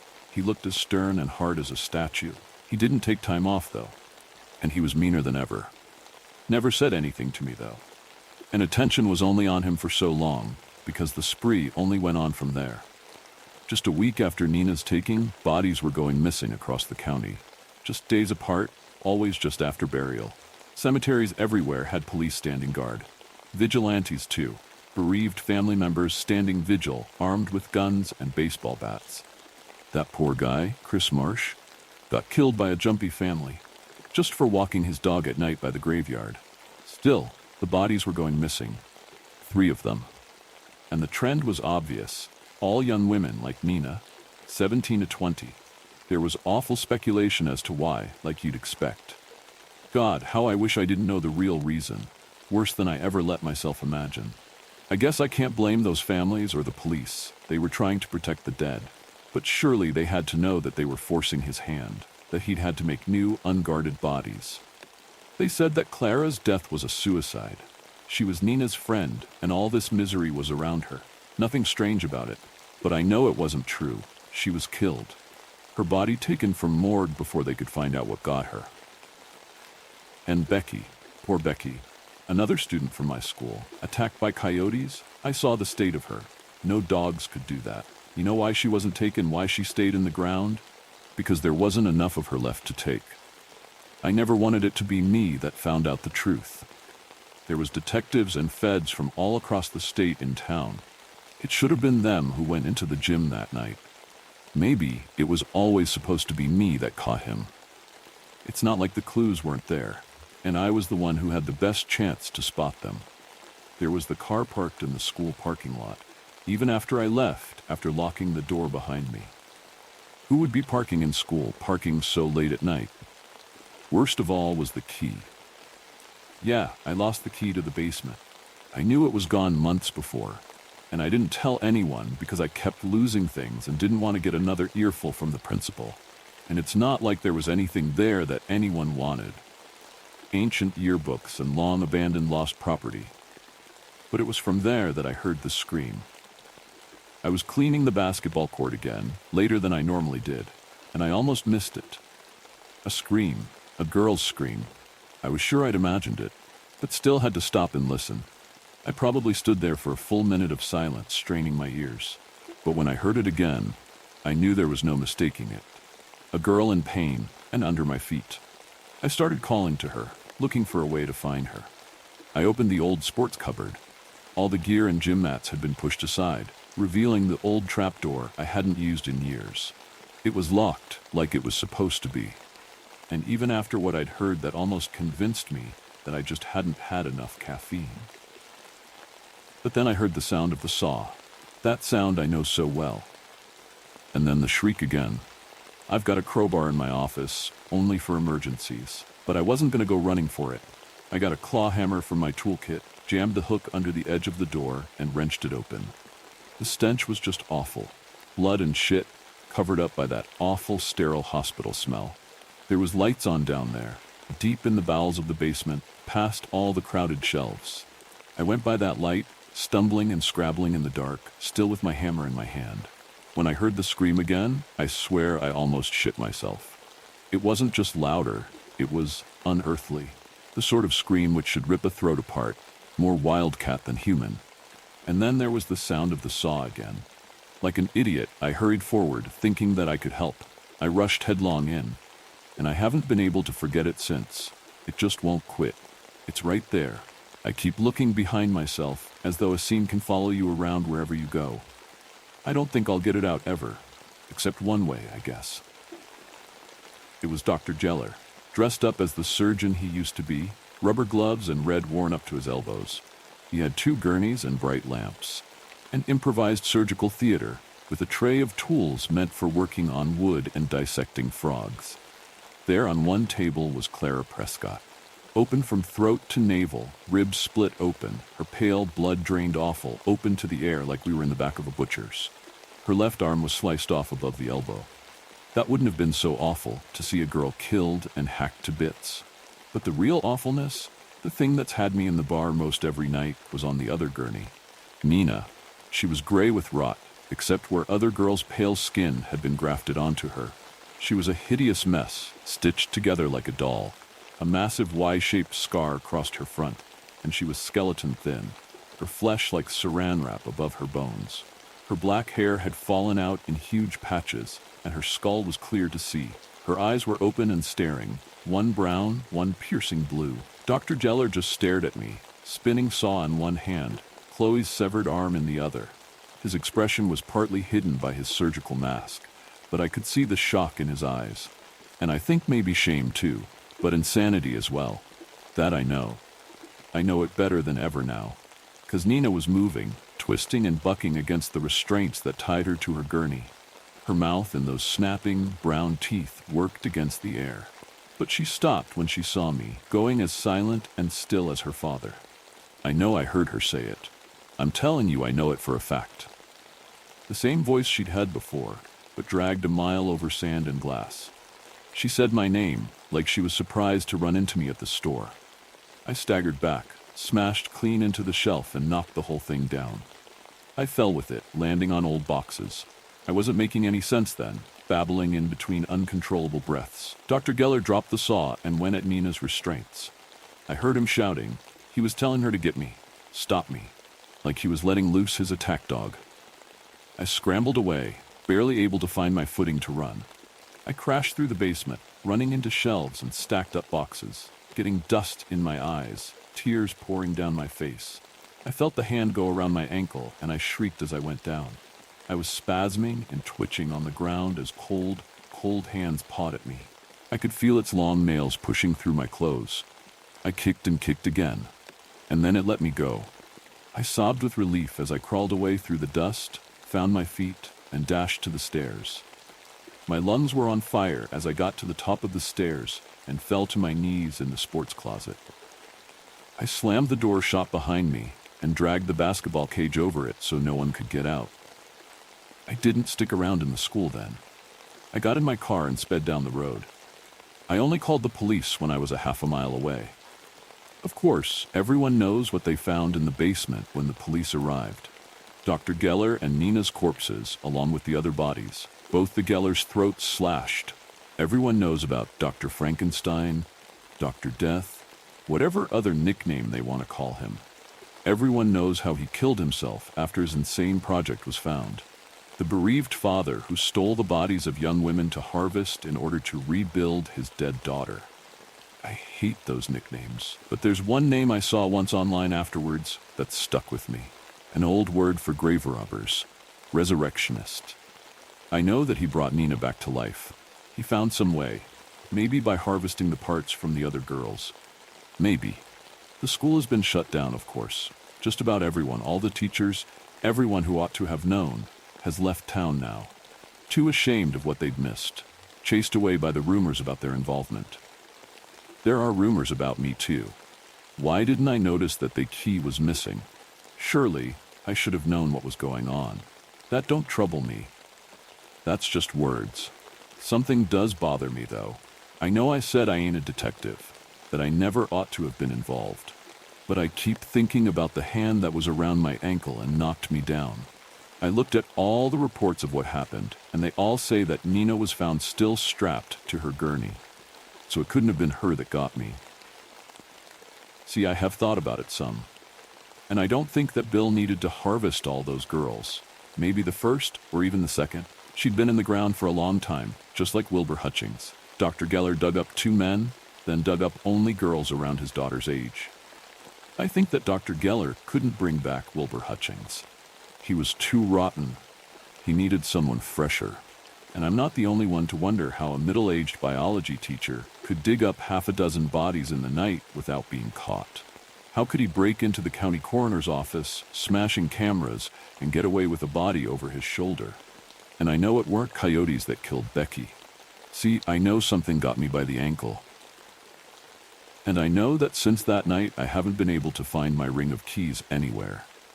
They found so many bodies in that basement, Dr. Geller's amongst them. But no one has ever found Henry Ortega.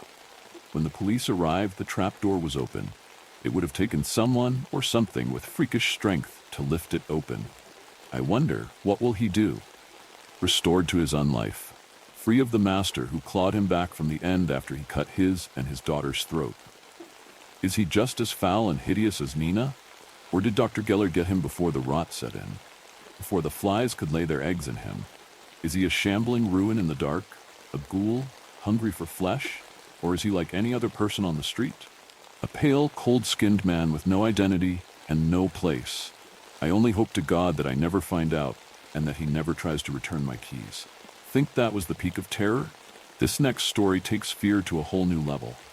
I'm a night watchman on the Golden Gate Bridge. Last night, I saw something that wasn't human.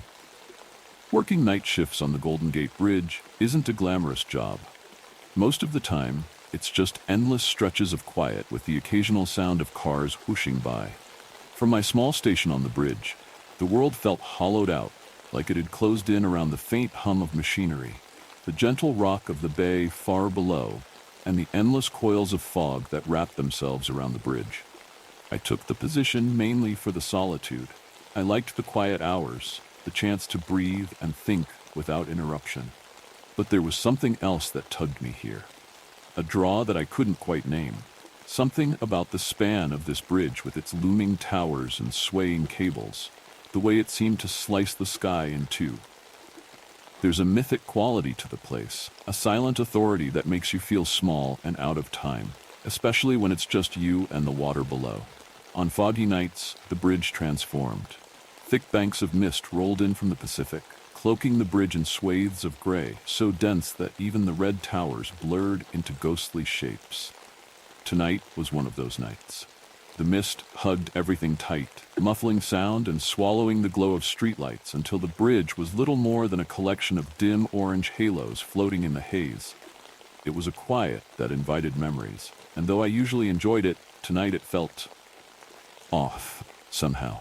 I walked along my usual route, scanning for anything unusual, any sign of people or potential danger.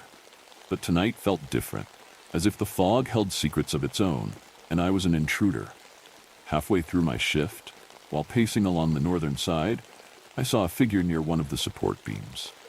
It's not unusual for people to find their way here, either tourists who've stayed too late, or folks just seeking solitude of their own. But this figure seemed strange, unmoving. Their back was to me, and they were staring over the rail, body leaning ever so slightly forward. I called out, raising my voice to cut through the mist. "Hey, it's not safe to be that close to the edge." My words floated out, hollow and faded by the fog. No response. They didn't even shift, just stayed there, transfixed by something beyond the rail. I walked closer, my footsteps absorbed by the thick air, and a sense of something almost ancient wrapped around me, like I'd stepped into someone else's memory. Finally, I was close enough to make out more of the figure, and a jolt of unease swept over me. They wore a dark coat, the fabric looking tattered at the edges, hanging in loose, irregular strips that fluttered faintly in the breeze. Something about their stance was wrong, too, unnaturally rigid, as if they were carved from stone. The figure's face was just out of sight, obscured by the angle and the hood pulled low over their head.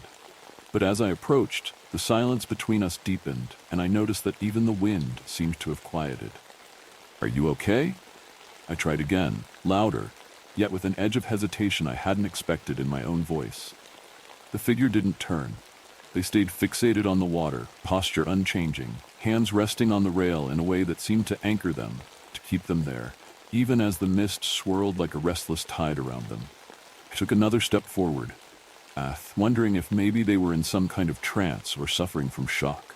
But before I could say another word, they moved. It wasn't a natural motion, it was sharp, too quick, as if a string had pulled them upright.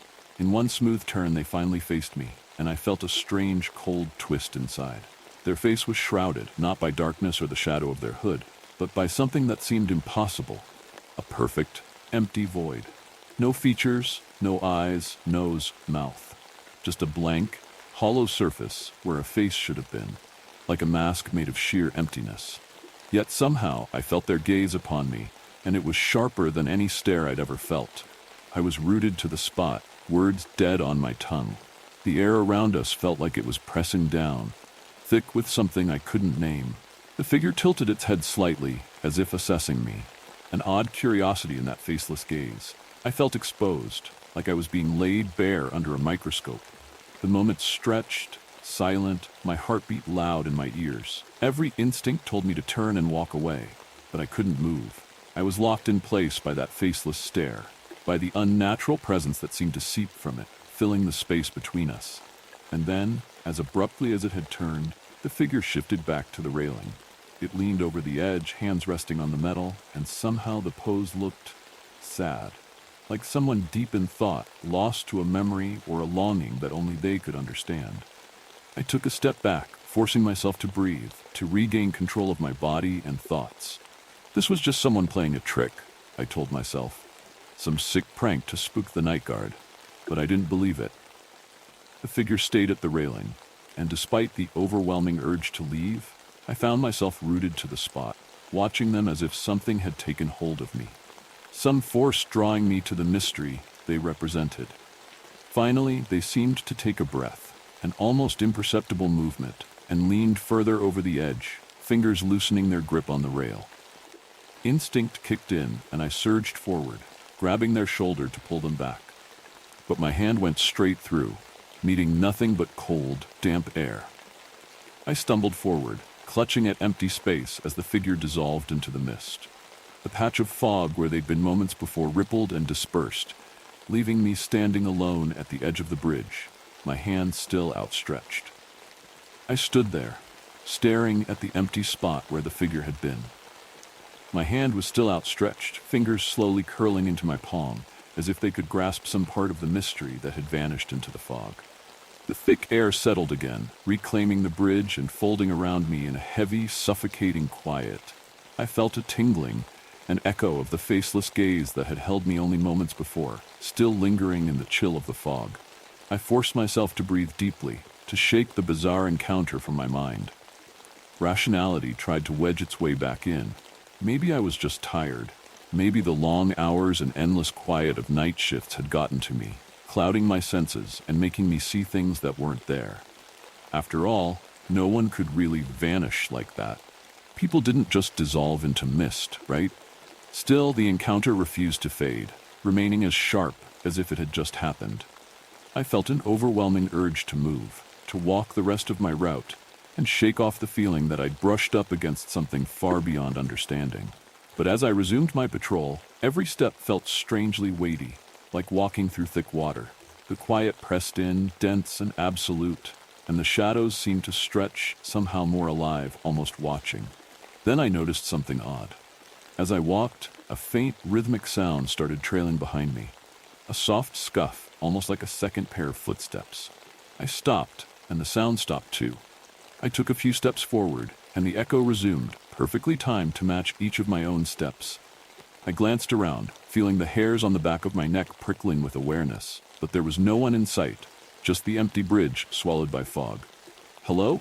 I called out, my voice sounding fragile in the oppressive silence. No response, just my words bouncing back at me, swallowed by the haze. I quickened my pace, the faint echo keeping in perfect step with me, as if whatever was making the sound was only a breath away, always there, but just out of sight.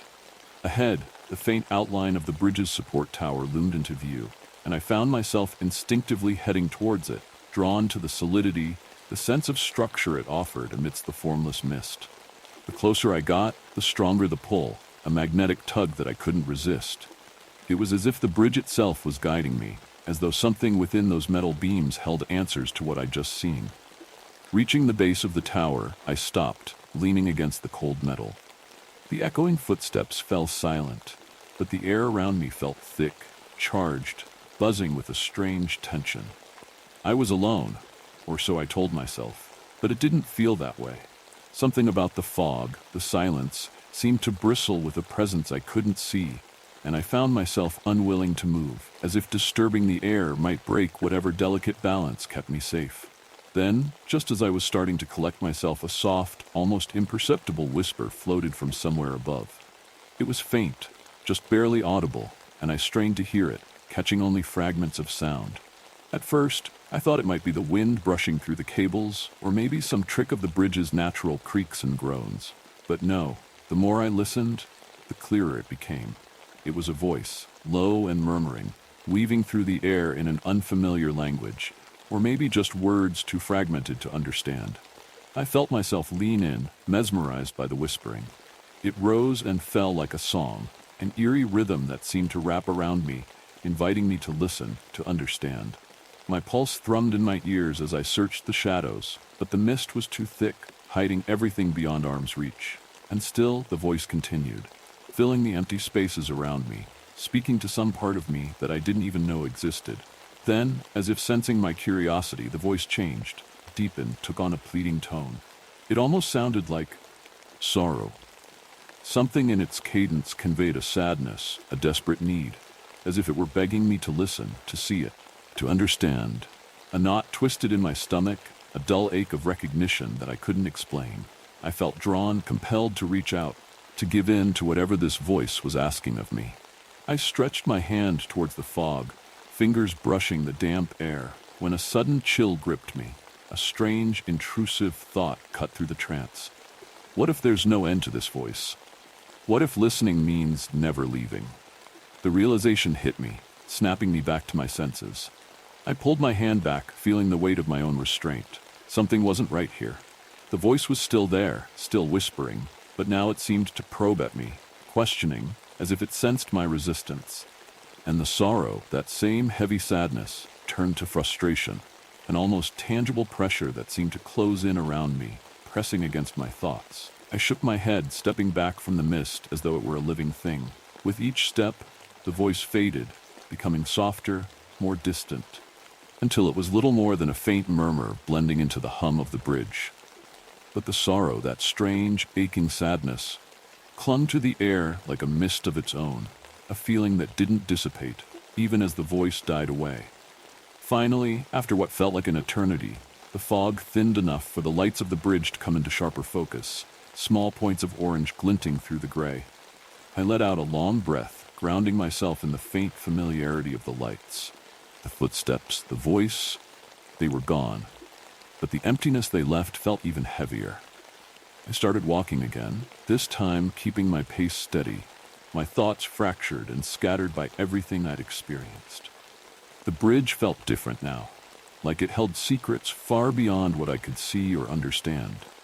And that feeling of being watched, that presence that had lingered around me, seemed to stretch out across the entire span of the bridge, as though the very structure was alive and listening. As I neared the end of my route, my mind drifted to the figure I'd seen, to that faceless void that had stared into me with an intensity I couldn't shake. The air seemed charged with something more than fog and night, something that pulsed with memory and longing, like the remnants of lives left hanging in the mist. I realized then that my quiet hours on the bridge, the solitude I had once loved, were no longer my own.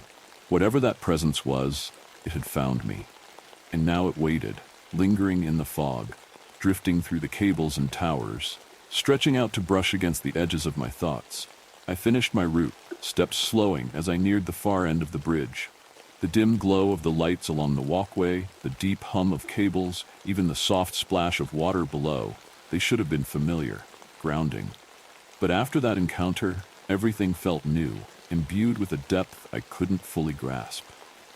The fog that had once felt comforting, like a quiet buffer against the world, now seemed to hold things within it, old and restless things, It was as if the bridge itself had woken up, aware of my presence in a way it hadn't been before. By the time I got back to the guard station, the fog had cleared a little, lifting just enough for the faint outlines of the bay to reappear below. I flicked on the station's small lamp, its warm glow spilling over the empty desk and my few belongings. Sitting down, I tried to shake off the unease that clung to me, focusing on the familiar items around me: my thermos, a worn notebook, the dull flicker of the security monitors. But even these familiar objects felt strange under the weight of what I'd seen. I scanned through the security feeds, mostly out of habit, the small screens displaying various angles of the bridge. Each one showed a familiar scene, empty, except for the occasional wisp of fog drifting through the edges. But then, something caught my eye, a flicker on one of the screens. I leaned in, squinting at the grainy black and white image. There, in the center of the screen, stood a figure, indistinct but unmistakably human. It was positioned near one of the support towers, facing the water with that same unnaturally still posture. The figure's outline was blurred, as if the fog itself was somehow part of them, shifting and blending with their form. My pulse quickened as I realized it was in the exact spot where I'd seen the faceless figure earlier. I reached for the radio, fingers hovering as I debated calling it in. But what would I say? That I'd seen a figure made of fog? A faceless presence that appeared and disappeared at will? The words felt ridiculous, even as I thought them. No one would believe it. They'd chalk it up to exhaustion, tell me to take a break, maybe even pull me from the night shift altogether. And yet, as I sat there, staring at the screen, I knew what I'd seen wasn't just a trick of the fog. Suddenly, the figure on the screen shifted, turning slightly, as if aware it was being watched. A chill settled over me, and I felt a strange pressure building in my chest, as though the air itself had thickened around me. For a long moment, the figure remained there, unmoving, before it slowly began to dissolve into the mist, its form dissipating until the screen showed only the empty bridge once more. I leaned back in my chair, trying to process what I'd just seen. Rationality warred with something deeper, something instinctive and unsettling. A part of me wanted to grab my things, leave, and not look back. But another part, the same part that had drawn me to this job, to these quiet, endless nights on the bridge, refused to turn away. The rest of the shift passed in a strange, tense silence. I stayed at the desk, watching the monitors as the fog drifted and shifted across the bridge, forming patterns that almost seemed deliberate. Shadows flickered at the edges of the screens, shapes that could have been people, or could have been tricks of the light, too fleeting to capture, too intangible to name. When dawn finally broke, I felt an odd mixture of relief and unease. The pale morning light crept over the bridge, washing the fog in soft, silvery tones, until it was little more than a whisper against the metal beams. The city began to wake up, the first few cars crossing the bridge, their headlights piercing the remnants of mist. I gathered my things, feeling a strange reluctance to leave, as though part of me was still tethered to that strange, faceless presence that had found me in the fog. I made my way off the bridge, casting a final glance back at the span of steel and cables stretching over the bay. In the daylight, it looked almost ordinary, stripped of the mystery and weight that had haunted it during the night. But I knew, as I looked out over the quiet, steady flow of traffic, that something had changed. Whatever had found me in the mist wasn't just a figment of my imagination, wasn't some fleeting hallucination brought on by exhaustion or isolation. It was real as the bridge itself. Over the following nights, I returned to my shifts with a mixture of anticipation and dread. I couldn't shake the feeling that the bridge was different now, that I was being watched, not just by the occasional lost tourist or wandering soul, but by something deeper, older, woven into the structure itself. Every sound seemed amplified, every shadow more substantial, as if the bridge was reaching out, drawing me further into its secrets. And then, a few nights later, it happened again. The fog had rolled in thick and heavy, so dense that it obscured everything beyond a few feet. I was making my usual rounds, the beam of my flashlight cutting through the mist in narrow, dim arcs. The bridge was quiet, save for the faint hum of distant traffic and the low, rhythmic groan of the cables swaying in the wind. I was nearing the same spot where I'd seen the figure when I felt it, that familiar, oppressive weight pressing down on me, filling the air with a presence that was both tangible and unseen. This time, I didn't call out. I didn't need to. I knew, in some unexplainable way, that whatever I was about to see would reveal itself on its own terms. I waited, letting the silence settle around me, feeling the weight of the fog pressing close. And then, out of the mist, it appeared. The figure stood just a few feet away, even closer than before. Its form was clearer now, though it still held that strange, shifting quality, as if it were part of the fog itself. I couldn't make out a face. There was only that same blank expanse, a void that seemed to pull everything in around it, bending the light, the air, even sound itself. I felt a strange, inexplicable urge to reach out, to touch the void, to understand it. But as I raised my hand, something changed. The figure seemed to react, shifting slightly, and I felt a surge of raw emotion flood the space between us. Anger, sorrow, desperation. It hit me like a wave, overwhelming in its intensity, filling my thoughts with memories that weren't mine, images of the bridge through decades, ghostly echoes of lives lost and lives forgotten. And then, just as suddenly as it had appeared, the figure was gone, dissolving back into the fog, leaving me alone once more on the empty, silent bridge. As dawn crept over the horizon, I couldn't shake the feeling that the night had changed something in me. That figure, whatever it was, I knew it wasn't just a trick of the fog or my tired eyes. The bridge held secrets that even the dawn couldn't dispel, shadows that lingered in the light. And now, with every shift of the fog, every whisper of wind along the cables, I felt the presence, as if it had entrusted me with a story that could never fully be told. You thought the nightmare was over? In this next story, it's only just begun. Something is wrong with my baby. I'm not sure if I remember bringing Lily home anymore. That first day was like a dream, a beautiful, blurry haze of exhaustion and love. I cradled her in my arms as Ben opened the front door, and we stepped into a life we had only imagined for so long. The house, which had always seemed a little too big, felt perfect now, like every corner had been waiting for her. We placed her in the crib we'd painted together, pale blue with little white clouds floating across the walls, and just stared. Our daughter, our family. But something wasn't right, even then. I didn't notice it at first, too lost in the chaos of diapers and sleepless nights. But looking back, the signs were there. Subtle, creeping in like shadows you don't see until they're right next to you. Sometimes the nursery felt off. The crib wouldn't be quite where I left it. The rocking chair would seem to have shifted a few inches from where it was the night before. I blamed it on exhaustion, on the constant fog of new parenthood. Then Ben gets the call. It's late afternoon, the sky outside a soft gray, and Lily is asleep in my arms.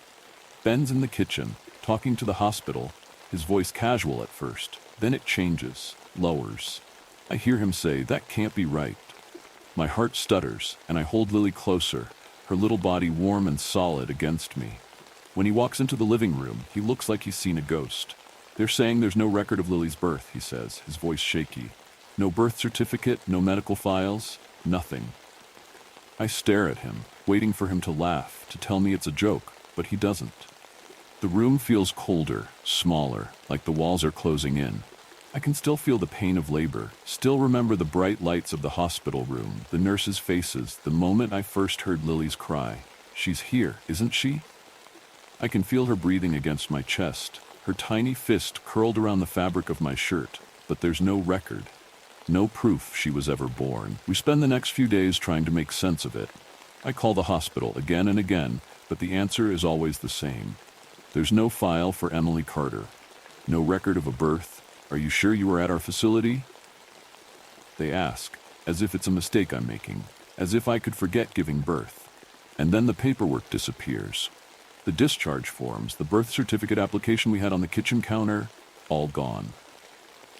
Ben and I tear through the house, searching every drawer, every folder, but it's like they were never there. The pieces of our reality, our life with Lily, are slipping away. The nights are the worst. That's when the whispers start.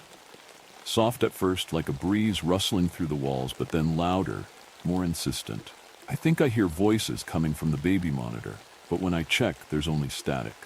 Lily cries out in the middle of the night, but when I rush to her crib, she's silent, her big eyes staring up at me as if I woke her instead of the other way around. And then there are the strangers. The first one appears at the edge of our driveway one morning, a tall man in a black coat just standing there, staring. I watch him from the window, my heart pounding, but he doesn't move, doesn't approach, just stands there, watching our house. I try to tell myself it's nothing, just a passerby. But then the next day, there's another. This time, a woman. Same place, same vacant stare. It doesn't stop. Every day, a new face at the edge of our property, watching, waiting. And then one of them knocks.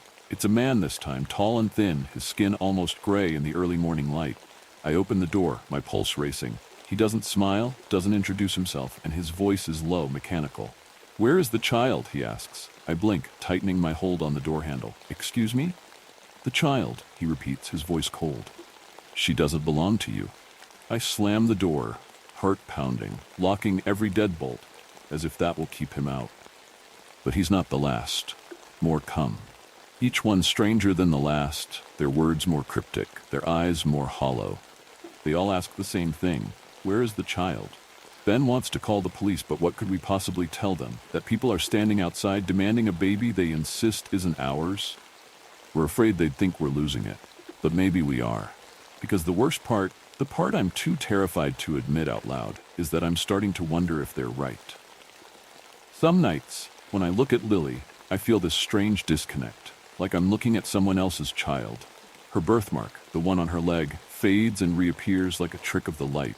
And sometimes, just for a moment, I forget her face.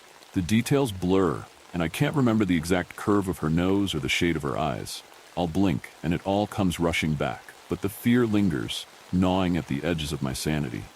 Tonight, I wake up to silence.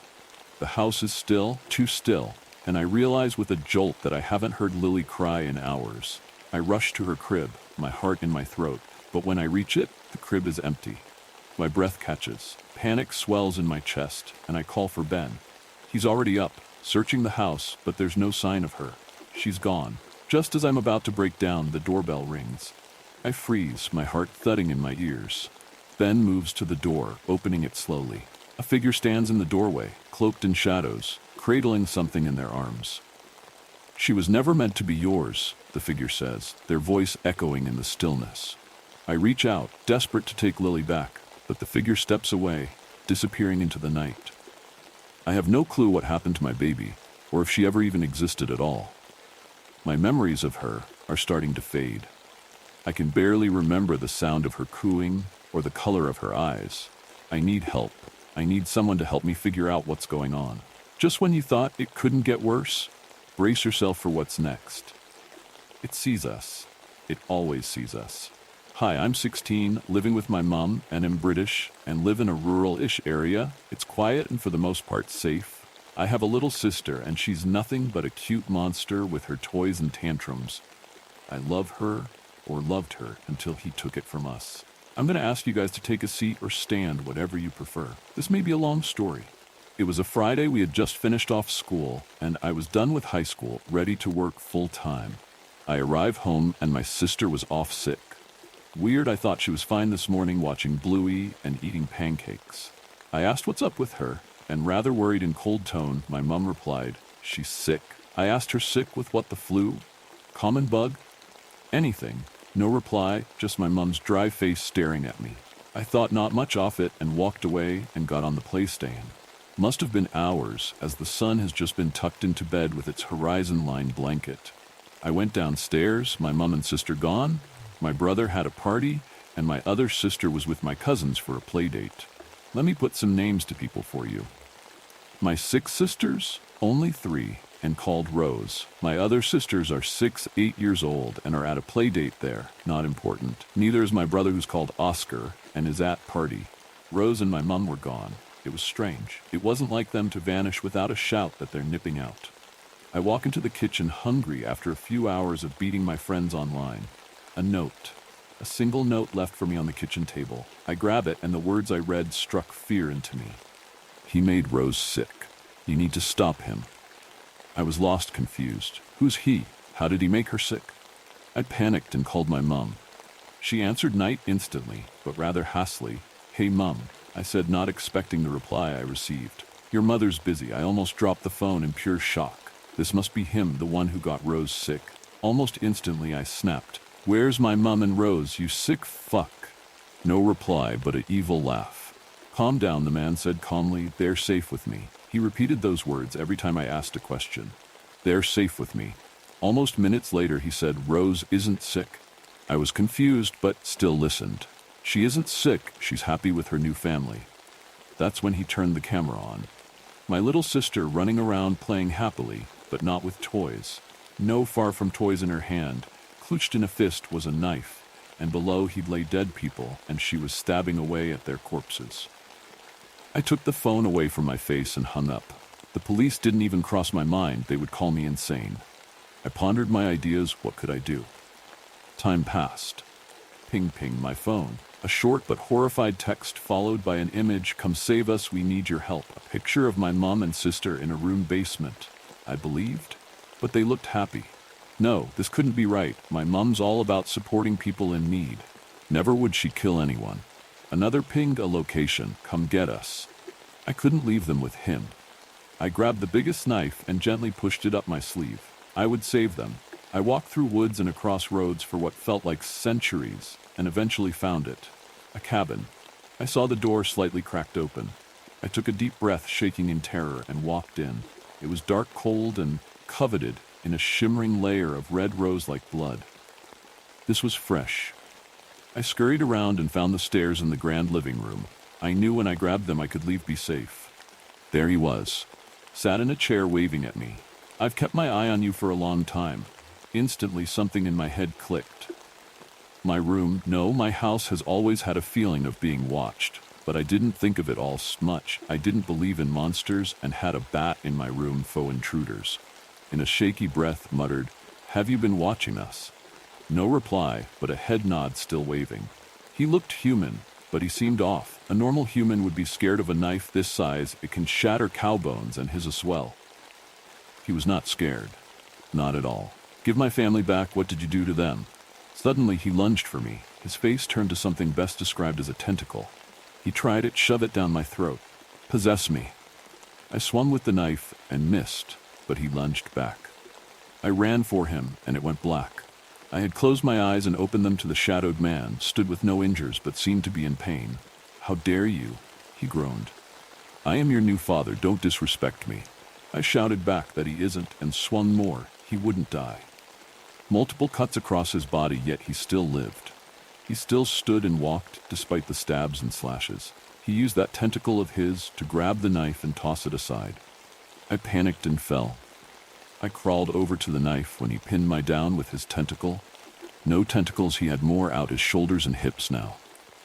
He asked me to join them and be happy. I refused. I was sobbing at this point. I saw the knife inches away. If I lunged, just maybe I could get it. What else could I do? I threw myself towards the knife and plunged it into his fog-like mouth. He screamed and fell. He dead. He was alive, but stunned, slowed for a time. I took my knife back and sliced. Ajid stabbed his back. No blood ever leaked out of him. He was clearly not human, just a shadow. I took this time and ran to my mum and sister, knife clenched in fist. They had tentacles in their mouths. I, already horrified and adrenaline taking over, removed them from my mum and sister. They gasped and screamed, looking at the dead bodies and blood everywhere. On me. Among the fight, I had been cut, a lot bleeding down my arms and legs. I didn't even notice until I saw it. Blood ran down my body as hot, painful agony washed over me. I don't have time for pain. I grabbed my mom and sister and turned for the stairs. At the top of the stairs he stood, staring at me, at us. I screamed and closed my eyes, and he muttered his last words, "You will be back soon, I'm watching." We walked home, all three of us horrified by the scene we watched unfold. We didn't tell my other sisters about this or brother. Not even the police. They would call me insane, us insane. I still see him staring at me at night. I barely sleep, afraid of the tentacle he may put in my mouth, making me a host for his next child, almost. I googled what to do, and my house is getting blessed. Hopefully it will go away. Please, if you know what it is, tell me. I need answers. I sit here now, awaiting the night. I'll see him again. I always do. He's always watching, always.